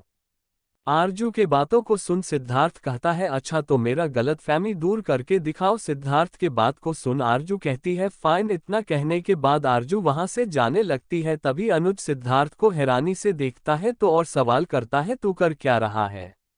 अनुज के सवाल सुन सिद्धार्थ कहता है, प्रिंसेस को रियलिटी दिखा रहा हूँ। आज तक उसने ऐसा लाइफ देखा है जहाँ उसके पास सब कुछ था, ऐसा नहीं है कि वो गरीबों का लाइफ नहीं देखी है, पर उसके पास इतने पैसे थे कि सबके लाइफ को वो सुधारने की कोशिश करती रहती थी, पर खुद एक एंजल के दुनिया से बाहर निकल जमीन पर आएगी तब फिर वो किसी के कहने पर भी कभी मुझसे दूर जाने का नहीं सोचेगी। सिद्धार्थ के बातों को सुन अनुज गुस्से में खड़ा हो कहता है, सिद्धार्थ हद है यार, मुझे नहीं पता था तू इतना गिर जाएगा। इतना कहने के बाद अनुज जाने लगता है। तभी सिद्धार्थ कहता है, उसका हेल्प करने का भूल मत करना, नहीं तो अभी सिर्फ मेरा गिरा हरकत देखा है, बाद में मैं क्या करूंगा इसका तुझे अंदाजा भी नहीं होगा। सिद्धार्थ के बातों को सुन अनुज कुछ ना कह जाने लगता है। वही सिद्धार्थ खड़ा हो अपने रूम जाने लगता है। कुछ ही वक्त में वो अपने रूम के बाहर दरवाजे से टिक आरजू को सामान पैक करते हुए देखता है तो सवाल करता है, सामान तो पैक कर रही हो पर जाओगी कहाँ। सिद्धार्थ के इस बात को सुन आरजू सोचने लगती है, आज तक उसने रूहानी के अलावा और एनजीओ के अलावा को किसी से भी दोस्ती नहीं की है। तभी सिद्धार्थ उसे सोचता हुआ देख उसके पास जाता है और बेहद करीब जा अपने सेडेक्टिव आवाज में कहता है, मुझसे सॉरी बोलो और मेरे लिए कुछ करो, फिर मैं तुम्हें यहाँ रुकने दे दूंगा। चैप्टर 157 आरजू का अपना चैन बेचना और इवान को सच बताना।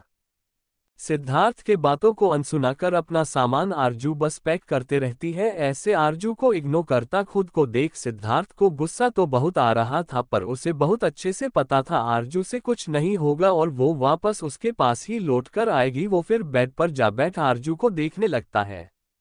वहीं दूसरी तरफ नकुल निकल चुका था। नकुल के जाने के बाद धीर सभी को अपने साथ ले जाने लगा। वो ड्राइविंग सीट पर बैठा था, तभी उसके बगल के सीट में अमानत बैठने वाली थी, पर वो अमानत को घूर कर देखता है तो अमानत को कुछ समझ नहीं आता, क्योंकि वो अब तक अपने धीर भाई और जानवी के बारे में सोची नहीं थी। सोचती भी कैसे, दोनों बचपन से एक दूसरे के जान के पीछे पड़े रहते थे।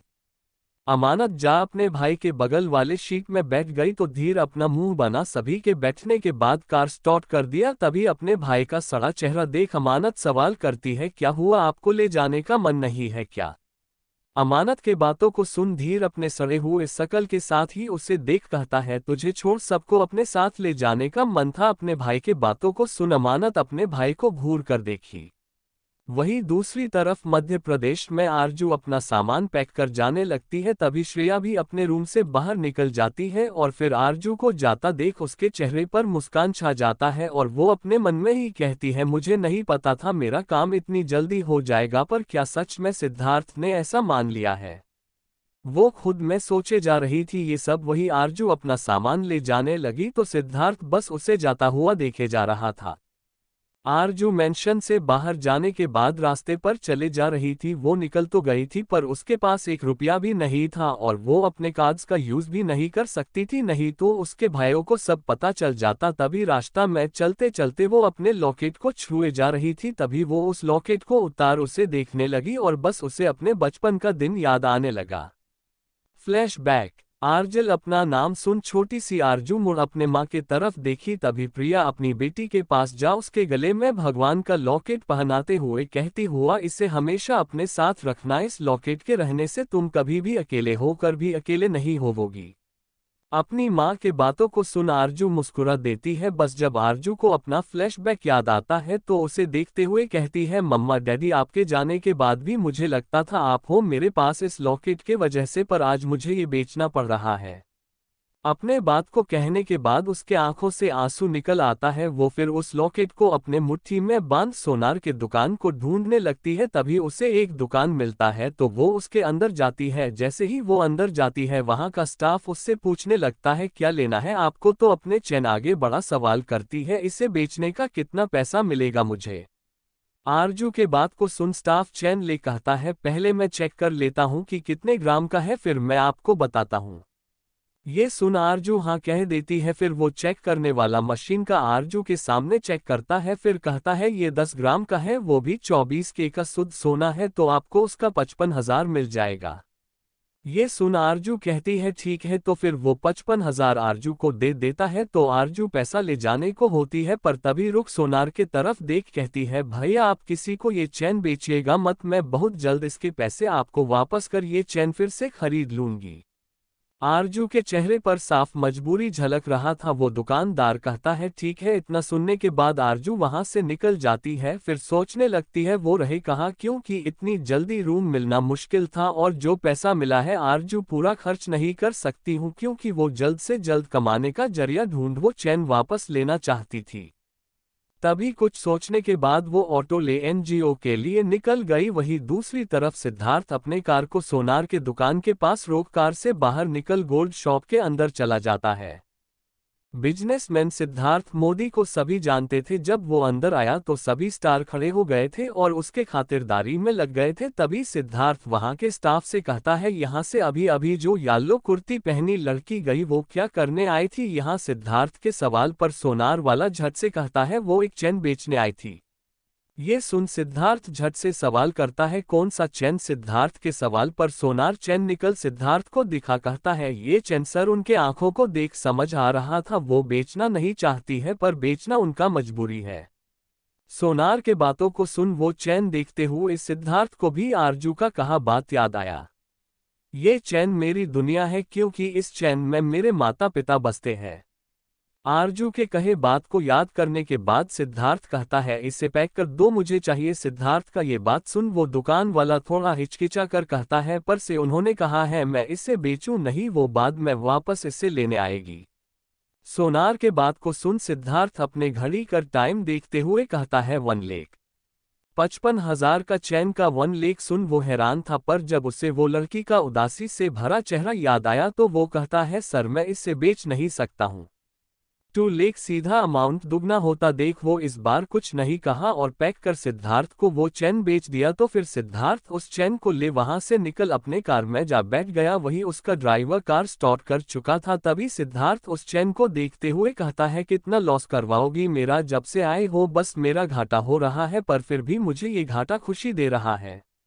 अपने बात को कहने के बाद वो उस चैन को अपने पास रख लेता है। वहीं दूसरी तरफ मुंबई में इवान अपने कार में बैठ गुस्से में कार ड्राइव किए जा रहा था। फिर कुछ ही वक्त में वो रफ्तार के साथ गेट से अंदर कर अपने कार को पार्किंग साइड पर जाने ही वाला था, पर तभी कार के सामने इबादत आ गई। तो इवान झट से कार को ब्रेक मार कार के शीशे को नीचे कर गुस्सा में कहता है अंधी हो क्या तुम। जब इवान उसे ये कहता है तो इबादत के आंखों में आंसू भर जाता है और साइड होने के चाकर में उसका पैर मुड़ता है और वो जमीन पर गिर जाती है। फिर उठने का बहुत कोशिश करती है पर उससे उठा हो नहीं जा रहा था। ये देख कार के अंदर बैठा इवान गुस्से में कार से बाहर निकल इबादत के पास जा कहता है क्या हुआ, उठ क्यों नहीं रही हो।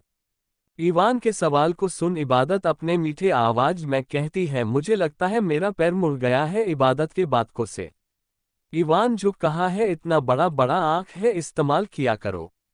इतना कहने के बाद वो उसे अपने गोद में उठा लेता है और बिल्डिंग के अंदर जाने लगता है। तभी इबादत कहती है कल आखिरी दिन है, फिर मैं कभी आपसे दोबारा नहीं मिलूंगी, तो फिर क्यों ना आज हम लोग एक दूसरे के साथ अच्छे से रहे। इबादत के जाने का बात सुन इवान को अपने अंदर अजीब सा खलबली मचने लगा। वो उसे उसके रूम के पास ले गया, फिर देखा दरवाजा खुला है तो वो रूम के अंदर ले जा उसे बेड पर रख दिया और जाने लगा। तभी इबादत इवान का नाम लेती है सर मुझे कुछ आपको बताना है। आज इबादत सोच ली थी वो जो भी पास्ट में हुआ था वो सब और देख नहीं सकती है, ये सच उसे बता देगी। जब इबादत का ये बात इवान सुनता है तो इवान दरवाजा जो अपने होंठ में पकड़ा होता है उसे बंद कर इबादत के पास आ सवाल करता है क्या जब इवान सवाल करता है तो इबादत थोड़ा नर्वस हो कहती है, मैंने आज तक आपके बारे में बुरा सुना था, इसलिए इससे आगे वो कुछ कहती इससे पहले ही इवान उसके बेहद करीब जा कहता है, तुम मुझे बुरा समझती थी पर तुम्हारा सोचना गलत नहीं है। इतना कहने में बाद उसके होंठों के बेहद करीब जा अपने धीमे सेडेक्टिव आवाज में कहता है, मैं बहुत बुरा हूँ इबादत, मुझे अच्छा बिल्कुल मत समझना और तुम बिल्कुल रूहानी की तरह हो, इसलिए तुम्हारे तरफ मैं अट्रैक्ट महसूस करता था, पर आज आखिरी दिन है, उसके बाद तुम भी चली जाओगी मुझसे दूर। ये सुन इबादत कुछ कहना चाहती थी पर इतना कहने के बाद इवान उसके होंठों को अपने होंठों में भर उसके होंठों को प्यार से चूमने लगता है। पता नहीं क्यों ये जानने के बाद भी इवान के दिल में उसके लिए नहीं बल्कि रूहानी के लिए फीलिंग्स है, फिर भी वो उसके करीब रहना चाहती थी। इबादत अपने होंठ को इवान के कंधे पर घुमा उसके चूमने में उसका साथ देने लगती है। तभी उसके होंठ को 2 से 3 मिनट तक चूमने के बाद वो उसके चेहरे गर्दन हर जगह चूमते हुए अपने होंठ को उसके सीने के पास ले गया तो इबादत का होंठ इवान के गले पर और मजबूत हो गया और वो इवान के प्यार में बेकाबू सी होती जा रही थी। तभी इवान उसे किस करना बंद किया तो इबादत गहरी सांसें लेने लग जाती है। तभी इवान उसके टी शर्ट को खोल जब उसके गोरे जिस्म को देखता है तो अपने होंठ को प्यार फेरता है। इवान के छूने के इबादत अपने आंखों को बंद कर देती है। तभी उसके जिस्म को एक बार फिर चूमते हुए उसके इनर को उसके जिस्म से निकाल उसके पूरे जिस्म को बहुत प्यार से चूमते रहता है। पर फिर इवान खुद को रोक इबादत को अपने बाहों में भर कहता है, सॉरी तुम मेरी स्टूडेंट हो, मैं तुम्हें साथ। चैप्टर 158 सीरत का अपने माता पिता का पता लगाना। इतना कहने के बाद वो रुक जाता है आगे कुछ करने से और खड़ा हो वहां से जाने लगता है। फिर दरवाजे के पास जा कहता है, दरवाजा खुला है, कोई भी अंदर आ सकता है, अपने कपड़े को पहन लेना। इतना कहने के बाद वो थोड़ा दरवाजा खोल बाहर निकल दरवाजा भीत का देता है तो इबादत अपने कपड़े पहन अपने घुटनों के ऊपर सिर को रख रोने लगती है। वही इवान अपने रूम में जा दीवार पर ही अपने पंच को मारते हुए कहता है, क्या हो गया था मुझे, क्या मैं पागल हो गया हूं जैसे मैं अपना हद क्रॉस कर सकता हूं। खुद में ये सब कहते हुए अपने डॉन हॉन्ट को इवान जख्मी करने लगा था। वही इबादत अपने आंखों से आंखों पोंछे हुए खुद में कहती है, वो रुक क्यों गए, क्या वो मुझसे थोड़ा भी प्यार नहीं करते, वो सिर्फ रूहानी से प्यार करते हैं मुझसे नहीं। खुद में इतना कहने के बाद फिर से उसके आंखों से आंसू गिरने लगता है। वहीं दूसरी तरफ सभी एक साथ मॉल में शॉपिंग कर रहे थे। तभी सीरत एक जगह आ रुक जाती है और अपने ख्यालों में कहीं खो जाती है। तभी उसके पास रूहानी आ सवाल करती है, क्या हुआ सीरत। रूहानी के सवाल को सुन सीरत अपने होश में आ कहती है, कुछ नहीं रूहानी दी, बस वो टैडी बियर देख मुझे डैडी का याद आ गया। अगले पास्ट में उन्होंने जितना भी गलती किए थे पर मेरे डैडी बहुत अच्छे पिता थे, पर वो अब नहीं रहे और ना ही वो मेरे रियल डैडी है। क्या मैं कभी अपने रियल डैडी से मिल पाऊंगी। सीरत के बात को सुन रूहानी उसके होंठ को पकड़ कहती है, क्यों नहीं, जरूर मिलेंगे तुम्हारे डैडी। वैसे तुम अगर जोया से कांटेक्ट करने का कोशिश करो तो शायद तुम्हें तुम्हारे डैडी का पता चल जाए। रूहानी के बातों को सुन सीरत कहती है, चाहती तो मैं भी, पर उस दिन के बाद से वो औरत कहीं गायब हो गई है। जिस दिन वो मुझे मिलेगी मैं उससे सवाल करना चाहती हूँ, आखिर ये सब कर उसे क्या मिला। इतना कहने के बाद जोया का ख्याल आते ही सीरत के चेहरे पर गुस्सा भर जाता है। तभी रूहानी कहती है, सीरत तुम्हें ये पता है कि तुम किस हॉस्पिटल में हुई थी। अगर ये पता है तो तुम्हारे जन्म के समय जितने भी बच्चे हुए थे उनका पूरा डिटेल निकाल हम पता कर सकते हैं। आखिर तुम्हारे मॉम डैड है कौन।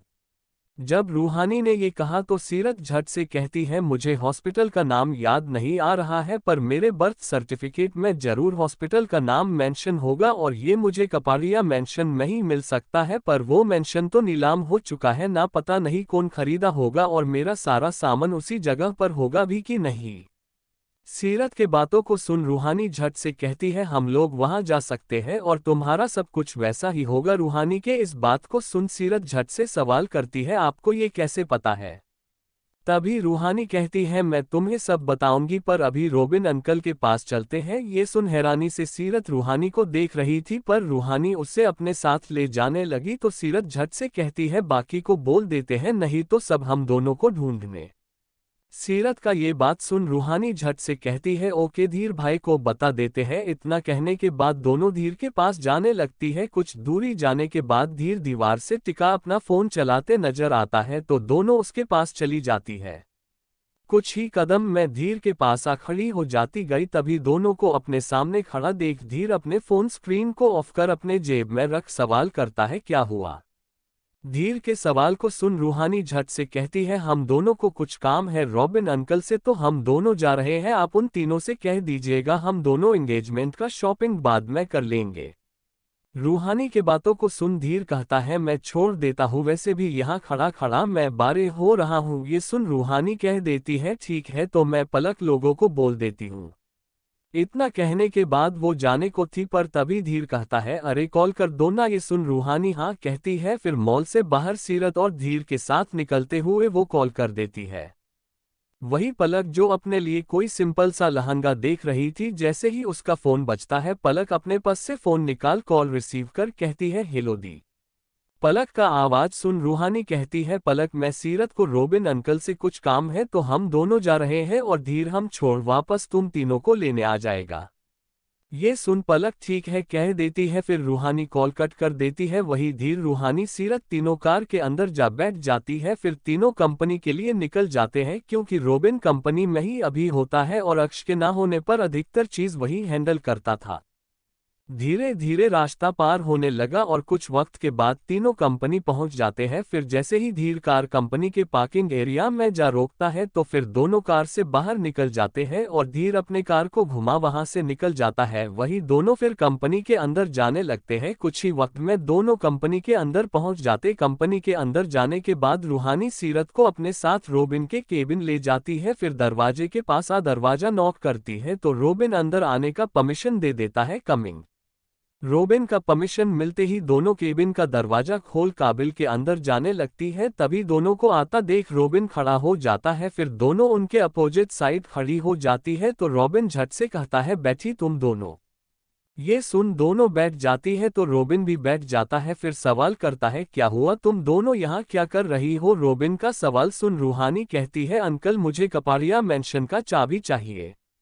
रूहानी के इस बात को सुन सीरत हैरान थी, आखिर ये मेंशन का चाबी रॉबिन अंकल के पास कैसे होगा? वही रॉबिन रूहानी से सवाल करता है, पर क्यों चाहिए तुम्हें?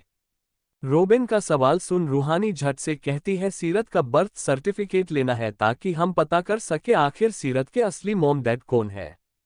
ये सुन रॉबिन कहता है, ओके पर मैं तुम दोनों को अपने साथ ले जाता हूं और यही पता करना है तो मैं पता करने में हेल्प करता हूं। ओके। ये सुन रूहानी के चेहरे पर मुस्कान छा जाता है, वही सीरत के चेहरे पर भी। तीनों फिर कंपनी से बाहर जाने लगते हैं। तीनों कंपनी से बाहर जाने के बाद रॉबिन में कार के अंदर जा बैठते हैं, फिर रॉबिन कार स्टार्ट कर देता है। फिर कुछ ही वक्त के बाद रॉबिन अपने घर पहुंच जाता है तो रूहानी रॉबिन के तरफ सवाल से भरे नजर से देखती है। तभी रॉबिन अपना फोन निकाल अपने वाइफ तानिया को कॉल करता है तो तानिया अपना फोन रिसीव कर लेती है। तभी रॉबिन कहता है, तानिया पुराने रायचंद मैंशन का चाबी लाना। रॉबिन के बातों को सुन सीरत को आंखें हैरानी से बड़ी बड़ी हो जाती है। तभी रॉबिन का कॉल कट होता है तो रूहानी सीरत की तरफ देख कहती है, पहले ये हमारा घर हुआ करना था। पर इतना कहने के बाद रूहानी शांत हो जाती है और उसके शांति को भी सीरत समझ जाती है तो उसके आंखों में आंसू भर जाता है। वही तानिया बाहर चाबी लेकर आ जाती है तो रॉबिन अपने साइड के विंडो का शीशा नीचे कर जाता है। तभी तानिया चाबी रॉबिन के तरफ देते हुए कहती है, क्यों जा रहे हो आप वहां? तानिया का सवाल सुन रॉबिन कहता है, सीरत को अपना बर्थ सर्टिफिकेट चाहिए। ये सुन तानिया सवाल करती है, आपके साथ सीरत भी आई है?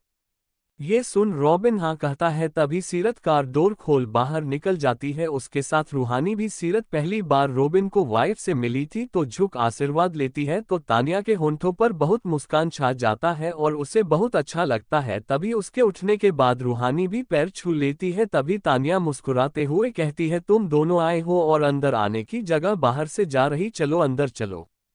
तानिया के बातों को सुन सीरत मुस्कुराकर कहती है, अगली बार आएंगे आंटी, अभी थोड़ा जरूरी काम है। ये सुन तानिया मुस्कुराकर कहती है, ओके बेटा पर आना जरूर। ये सुन रूहानी सीरत दोनों एक साथ हाँ करती है, फिर दोनों कार के अंदर जा बैठती है। फिर जब तक कार दूर नहीं चला जाता है सीरत तानिया को ही देखते रहती है। तभी रूहानी उसे ऐसे देख सवाल करती है, क्या हुआ सीरत? रूहानी के सवाल को सुन सीरत मुस्कुराकर कहती है, कुछ नहीं दी, बस मैं सोच रही थी माँ किसे कहते हैं। आंटी को देख समझ आता है वो औरत की भले में बेटी नहीं थी, पर उसने मुझे रखा तो था, पर कभी माँ का फीलिंग्स उससे मुझे नहीं आया। सीरत के बातों को सुन रोबिन के होंठों पर भी मुस्कान छा जाता है। वही रूहानी भी बहुत तारीफ करती रहती है तानिया का। तभी रोबिन कहता है इसके सामने इतना तारीफ मत करना, नहीं तो वो चने के झाड़ में चढ़ जाएगी। रोबिन के बातों को सुन दोनों हंसने लगती है। वही दूसरी तरफ मध्य प्रदेश में आरजू कुछ वक्त तक अकेले पार्क में बैठे थी। वही कार के अंदर बैठा सिद्धार्थ कार के अंदर से ही उसे देखे जा रहा था। फिर अपने मन में ही कहता है मुझे पता था प्रिंसेस के दुनिया में रहने वाले लोग रियलिटी को झेल नहीं सकते हैं। आज तक बहुत कुछ मिला है तुम्हें, पर अब कुछ नहीं तुम्हारे पास। अपने आप में इतना कहने के बाद वो फिर उसे बस देखने लगता है। वही आरजू पार्क के बेंच पर बैठ अपने फोन को निकाल बस सोचे जा रही था कॉल करे कि नहीं करे। आखिर में वो कॉल करने का डिसीजन लेती है और वो कॉल कर देती है। Chapter 159 Stoker. जैसे ही कॉल रिंग जाता है दूसरे तरफ कॉल रिसीव होते ही एक औरत का आवाज आता है तो हेलो। औरत का आवाज सुन आरजू मुस्कुरा कर कहती है हेलो मैडम, मैं आरजू बोल रही हूँ। ये सुन वो औरत मुस्कुरा कर कहती है मुझे पता है बेटा, कैसी हो आप। ये सवाल सुन आरजू मुस्कुरा कर कहती है मैडम मैं अच्छी हूँ, आप कैसी हो और एनजीओ के सभी बच्चे जैसे हैं। आरजू ने ये पूछा तो वो मुस्कुरा कर कह देती है मैं भी अच्छी हूँ, बाकी सब बच्चे भी। ये सुन आरजू सोचने लगती है वो कैसे पूछे। तभी आरजू को ऐसे चुप होता पा वो औरत सवाल करती है क्या हुआ बेटा, कोई परेशानी है क्या।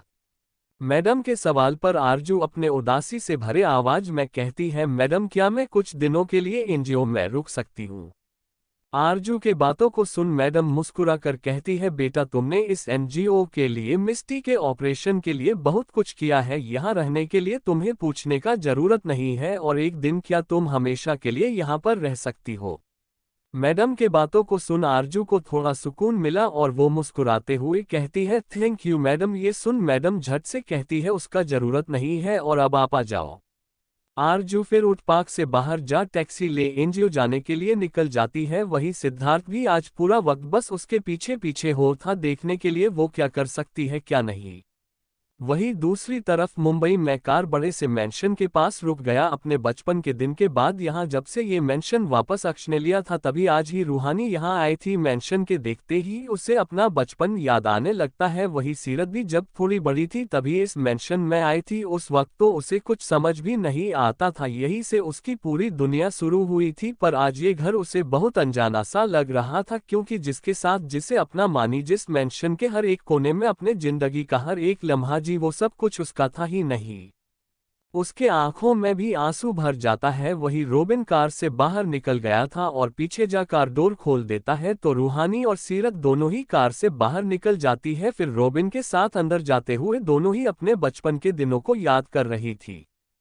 मेंशन के अंदर आने के बाद सीरत अपने रूम चली जाती है। जब सीरत उस रूम जाती है तो उससे याद आता है वो रूम आरजू के मॉम डैड था। ये याद कर वो अपने रूम जाती है तो देखती है वो रूम बहुत गंदा है तो वो अंदर जा बेड पर जा बैठ जाती है और नकुल का उसके रूम आना उसके उदास होने पर उसके होंठों पर मुस्कान लगा। और इस रूम में इवान के साथ भी बहुत प्यारा याद था। उसके उदास होने पर वो हमेशा उसके लिए उसके रूम में आ गाना गाता था, उसके शायरी में हेल्प करता था।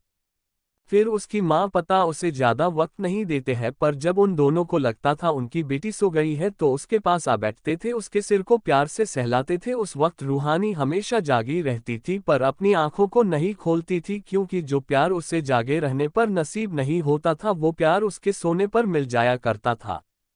अपने माँ पता को याद करते हुए रूहानी खुद में कहती है मुझे नहीं पता मम्मा पापा आप दोनों मुझसे कभी प्यार क्यों नहीं करते थे, पर मैं आप दोनों से हमेशा बहुत प्यार की हूँ। आपके जाने के बाद आपको हर रोज मिस की हूँ। रूहानी जब खुद में ही बातें कर रही थी तभी बाहर खड़ा हो सुन रहा रोबिन रूम के अंदर जा रूहानी के पास बैठता है तो रूहानी रोबिन के आने से अपने चेहरे को झुका देता। तभी रोबिन उसके सिर पर अपना हाथ रख कहते हैं बेटा तुम्हारी मम्मा पापा दोनों तुमसे बहुत प्यार करते थे पर आराधना को कभी प्यार जताना नहीं आता था। वो तुम्हें बस स्ट्रॉन्ग बनाना चाहती थी पर तुम्हारा हेल्थ बहुत खराब रहता था जिस कारण वो टूटने लगी थी, पर ये कभी तुम्हारे सामने जाहिर ना करे इसलिए वो तुमसे दूर रहा करती थी। और मानव वो ना हमेशा से सिर्फ अक्षत बॉस के लिए जीते आए हैं, उन्हें पता था आज ना कल वो तुमसे बहुत दूर चले जाएंगे, इसलिए आराधना और मानव दोनों ही तुम्हें अपना प्यार नहीं जताते थे ताकि उनके दूर जाने का गम तुम्हें ज्यादा ना हो। रोबिन के बातों को सुन रूहानी अपने चेहरे को ऊपर कर अपने नम आंखों से रोबिन को देखने लगी। वहीं दूसरी तरफ सीरत को अपना सर्टिफिकेट मिल चुका था। फिर वो भागते हुए बाहर आई तो देखी कोई नहीं है। ये देख वो हर जगह ढूंढने लगी। तभी एक रूम से आवाज आते हुए सुनाई दिया तो उस रूम चली गई। सीरत को आता देख रूहानी अपने आंसू पोंछ ली। तभी सीरत समझ रही थी कि ये घर से बहुत अटैच होगी रूहानी, इसलिए वो रो रही है। वो अंदर आ रूहानी से कहती है आप रोए मत, अब ये घर आपसे कभी दूर नहीं जाएगा। सीरत के बातों को सुन रूहानी मुस्कुरा देती है। फिर सवाल करती है तुम्हें बर्थ सर्टिफिकेट मिला? ये सवाल सुन सीरत झट से हाँ बोल वो सर्टिफिकेट दिखा दी तो रूहानी और रोबिन दोनों ही उस सर्टिफिकेट को देखे। फिर रोबिन के चेहरे का हाव भाव बदल गया। वो झट से उस सर्टिफिकेट को ले अपने मन में ही कहता है ये कैसे हो सकता है, क्या मेरा सोचना सच है? वही रोबिन के रिएक्शन को देख रूहानी और सीरत को कुछ समझ नहीं आ रहा था। तभी सीरत सवाल करती है क्या हुआ अंकल, कुछ प्रॉब्लम है क्या? सीरत का सवाल सुन अपने होश में आ रोबिन कहता है नहीं नहीं, अच्छा इसे तुम मुझे दे दो, मैं पता करता हूँ। ये सुन सीरत हाँ कह देती है। फिर तीनों उस मैंशन से बाहर निकल जाते हैं। मैंशन से बाहर जाने के बाद तीनों कार में जा बैठ जाते हैं और वहां से निकल जाते हैं। धीरे धीरे वक्त बीतने लागत है। कुछ ही वक्त में कार रायचंद मैंशन आ रुकता है। फिर रूहानी और सीरत दोनों कार से बाहर निकल मैंशन के अंदर जाने लगते हैं। वही रोबिन उस सर्टिफिकेट को देखता है, फिर उस हॉस्पिटल के लिए निकल जाता है। वही रूहानी और सीरत जन अंदर आती है तो देखती है वो लोग शॉपिंग से अब तक नहीं आए हैं। दूसरी तरफ मॉल में शॉपिंग करने हो गया था तो फिर वो लोग कुछ खाने में लिए रेस्टोरेंट चले गए। वहां जाने के बाद धीर जानवी के पास जा बैठा तो जानवी खिसक गई। ये दोनों के बीच बिना बोले जो चल रहा था वो पलक और अमानत देखने लगी थी। फिर वेटर आ गया तो चारों अपना अपना ऑर्डर देने लगे। इस वही धीर जानवी का पूरा फेवरेट खाना ही बस ऑर्डर कर रहा थी तो अमानत और पलक ये देख मुस्कुराने लगे। तभी जानवी नीचे से ही धीर के जांघ में कसके मारी तो धीर उसके तरफ देखा। तभी अमानत मुस्कुराते हुए कहती है लगता है मेरे अलावा सभी को कोई ना कोई मिल गया है। अमानत के बातों को सुन पलक झट से कहती है मैं भी तो सिंगल हूँ, मुझे भी कहाँ कोई मिला है। ये सुन अमानत झट से कहती है तेरे लिए तो मोक्ष भैया बुक है। मोक्ष का नाम सुनते ही पलक के चेहरे पर उदासी छा जाता है और वो फीके स्वर में मैं कहती है मेरे लिए कोई सुपरस्टार कैसे बुक हो सकता है। ये सुन धीर झट से कहता है ओह प्यारी बहना, तुम इतनी खूबसूरत हो कि मेरा बेवकूफ भाई क्या तुमसे से तो कोई भी प्यार कर लेगा। ये सुन पलक कहती है ये मोटे मोटे चाशमे वाली लड़की खूबसूरत। इतना कहने के बाद वो मुस्कुराने लगती है। तभी उसका फोन में नोटिफिकेशन का आवाज आता है तो पलक अपना फोन निकाल मैसेज देखती है। किसी नंबर से मैसेज आया हुआ होता है बस ये चश्मा हटा दो, उसके बाद तुम्हारे खूबसूरती के आगे कोई नहीं टिक सकता है। नंबर से मैसेज आता देख पलक परेशान हो गई। वो अपने आसपास देखी पर इतने लोग रेस्टोरेंट में थी कि किसी पर शक करना मुश्किल था। ऊपर से कोई जाना पहचाना भी नहीं दिख रहा था। हंसते हंसते अचानक से परेशान होता पलक को देख तीनों एक साथ सवाल करते हैं क्या हुआ। ये सवाल सुन पलक झट से कह देती है कुछ नहीं। पलक का ये बात सुन कोई कुछ और सवाल करता इससे पहले ही वेटर डिश लेकर आ जाता है तो फिर सभी साथ खाना खाने कहते हैं। कुछ ही वक्त में चारों का हो जाता है तो चारों उठ जाने लगते हैं। सबसे पीछे पीछे पलक ही चल रही थी। तभी एक वेटर उसके पास जा कहती है मैडम। ये सुन पलक रुक उसके तरफ देखती है। वही तीनों बात करने में इतने मगन थे कि पलक आ रही साथ की नहीं वो देखे ही नहीं थे। तभी वो लड़की एक लेटर पलक के तरफ बड़ा कहती है ये आपको देने के लिए बोला गया है।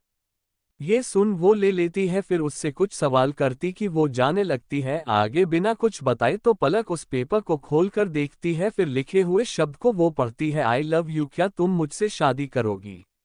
ये पढ़ने के बाद पलक उससे मचोड़ अपने मन में ही कहती है कौन है ये और किसका बेहुदा मजाक है। ये सब वो खुद में इतना कह रही होती है। तभी अमानत जो पलक को ना आता नोटिस कर अपने भाई और जानवी को कह अंदर वापस देखने आई तो उसे खड़ा देख अमानत उसके पास जा कहती है क्या कर रही है खड़ी खड़ी, चल भी।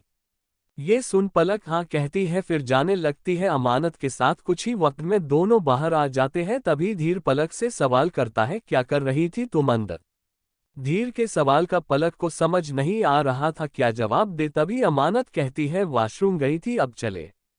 जब अमानत झूठ बोली तो पलक अमानत को देखने लगी। तभी अमानत उसके कान के पास जा लगी है चिल्कर मैं तुझे नहीं पूछूंगी। यही तो अमानत का। पलक को बहुत अच्छा लगता था। चारों फिर कार में जा वक्त जाते हैं और वहां से निकल जाते हैं। पूरे रास्ते पलक इस बारे में सोचती रही। वही दूसरी तरफ कुहू पढ़ाई कर रही थी। तभी अयान कंपनी से वापस जा अपने रूम जा कुहू को पढ़ाई करते हुए देखा तो वो हैरान रह गया। वो उसके पास जा कहता है, तुम पढ़ती भी हो? चैप्टर 160 स्टॉकर का कॉल। अयान के सवाल पर रोंदू सा मुंह बना अयान को देख कहती है, एग्जाम है नेक्स्ट वीक और मुझे कुछ नहीं पता। इतना कहने के बाद वो रोने लगती है तो अयान उसके चेहरे पर अपने उंगली को रख उसके चेहरे को उठा उसके होंठों को प्यार से चूमने लगता है। अयान के ऐसा करने से ऐना का रोना बंद हो जाता है। वही कुछ देर तक किस करने के बाद उससे दूर हो अयान कहता है, बेबी गर्ल मैं हूं ना तुम्हें पढ़ाने के लिए, मेरे रहते तुम फेल कैसे हो सकती हो? ये सुन कुहू अपने प्यारे प्यारे चमकती आंखों से अयान को देख कहती है, सच्ची? ये सुन मुस्कुराकर अयान हाँ कह देता है। फिर वो बिना कपड़ा बदले कुहू के पास बैठ जाता है और उसके बुक को उठा उसे पढ़ना शुरू कर देता है। पर कुहू पढ़ाई के जगह बस अयान को देखे जा रही थी तो अयान बुक को देखते हुए हुआ कहता है, मेरी जान अगर मुझे ही देखते रही तो मैं पढ़ाने की जगह कुछ और करूंगा। अयान का ये बात सुन झट से कुहू अपने नजरों को झुका लेती है तो अयान के होंठों पर मुस्कान छा जाता है। फिर कुहू को वो पढ़ाने लगता है तो कुहू भी पूरा ध्यान लगा पढ़ने लगती है। वहीं दूसरी तरफ पलक अपने रूम में पढ़ाई कर रही थी। एग्जाम जो आने वाला था तभी उसका फोन बजने लगा तो वो अपने फोन को उठा देखती है। नंबर से कॉल आता देख वो कॉल उठा लेती है और अपने कान से लगा कहती है, हेलो।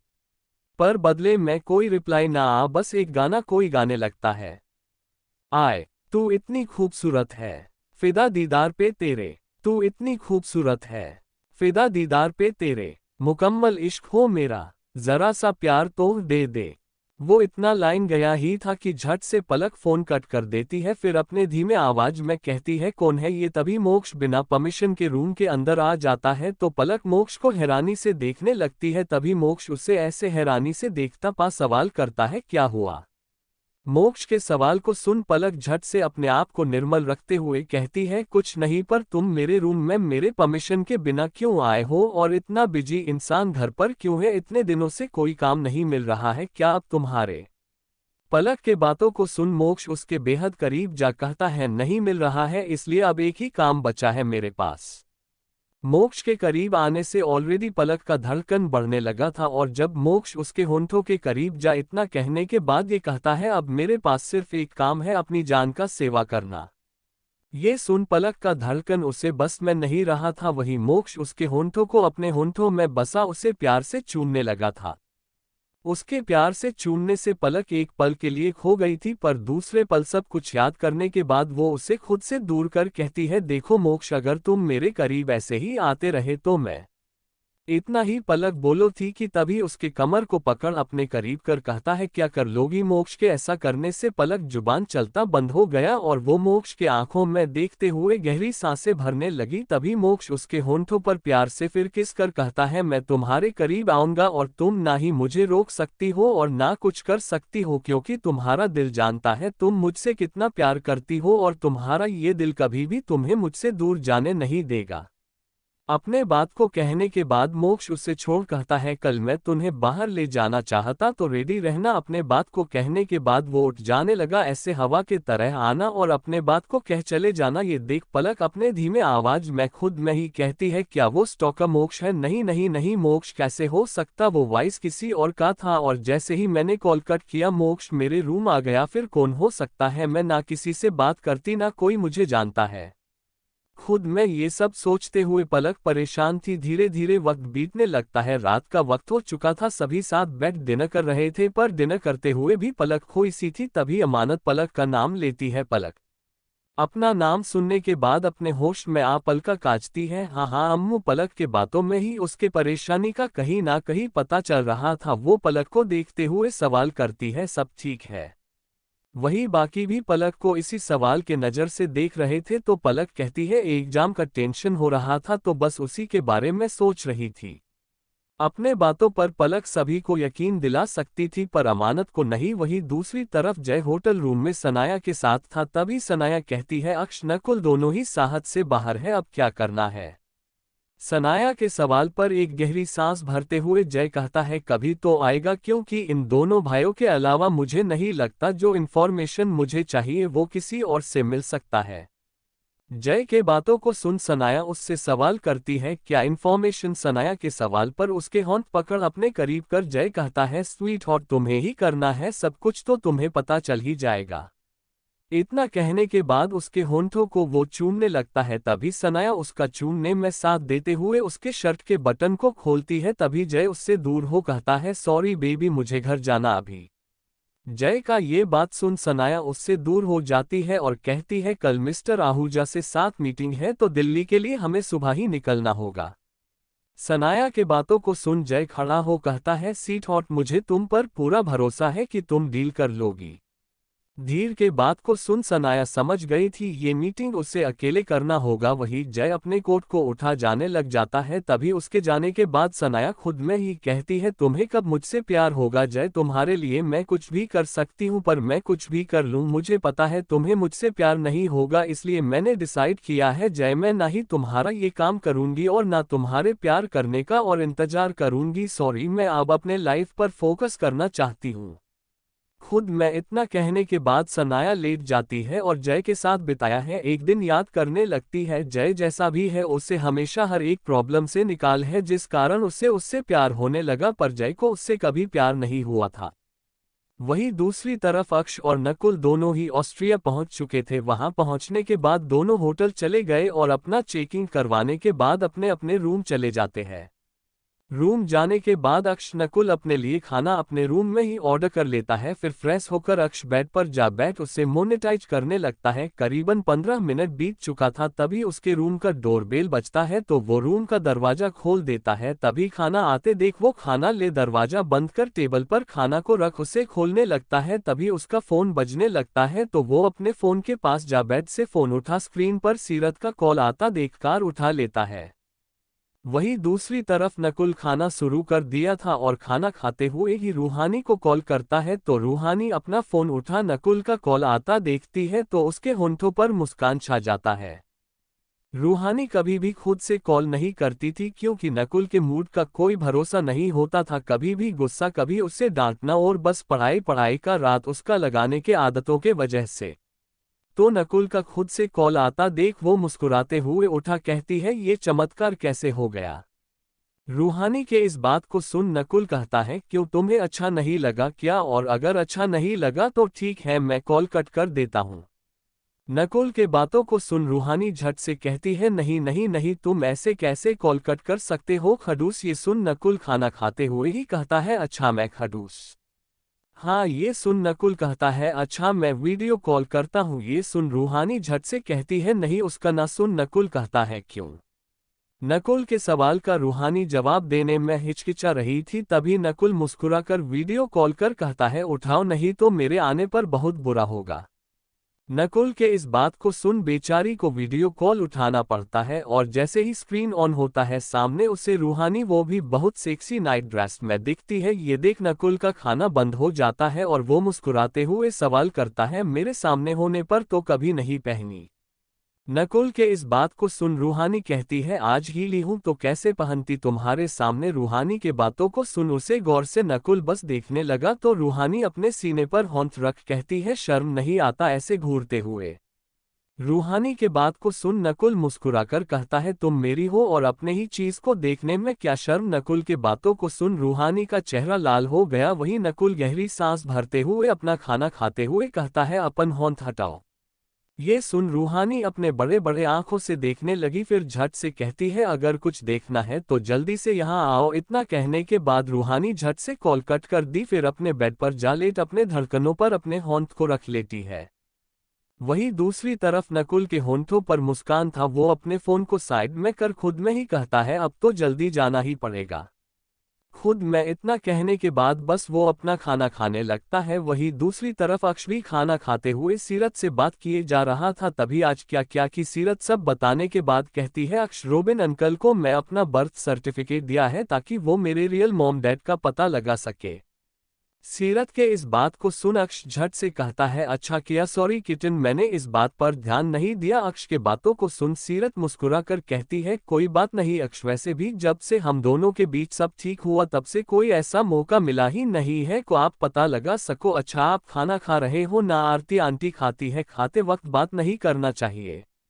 घर की मैड आरती के साथ सीरत इतना वक्त बिता चुकी थी कि उसे आरती अपनी सी लगती थी बिल्कुल। जब सीरत ने ये कहा तो अक्ष मुस्कुराकर बोला, okay kitten, good night.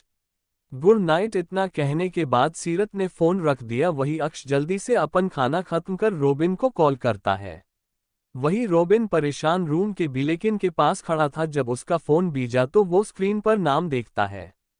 Thank you. आपको नोवेल कैसा लगा कमेंट करें, लाइक और शेयर करना न भूलें। नेक्स्ट पार्ट देखने के लिए चैनल को सब्सक्राइब करें।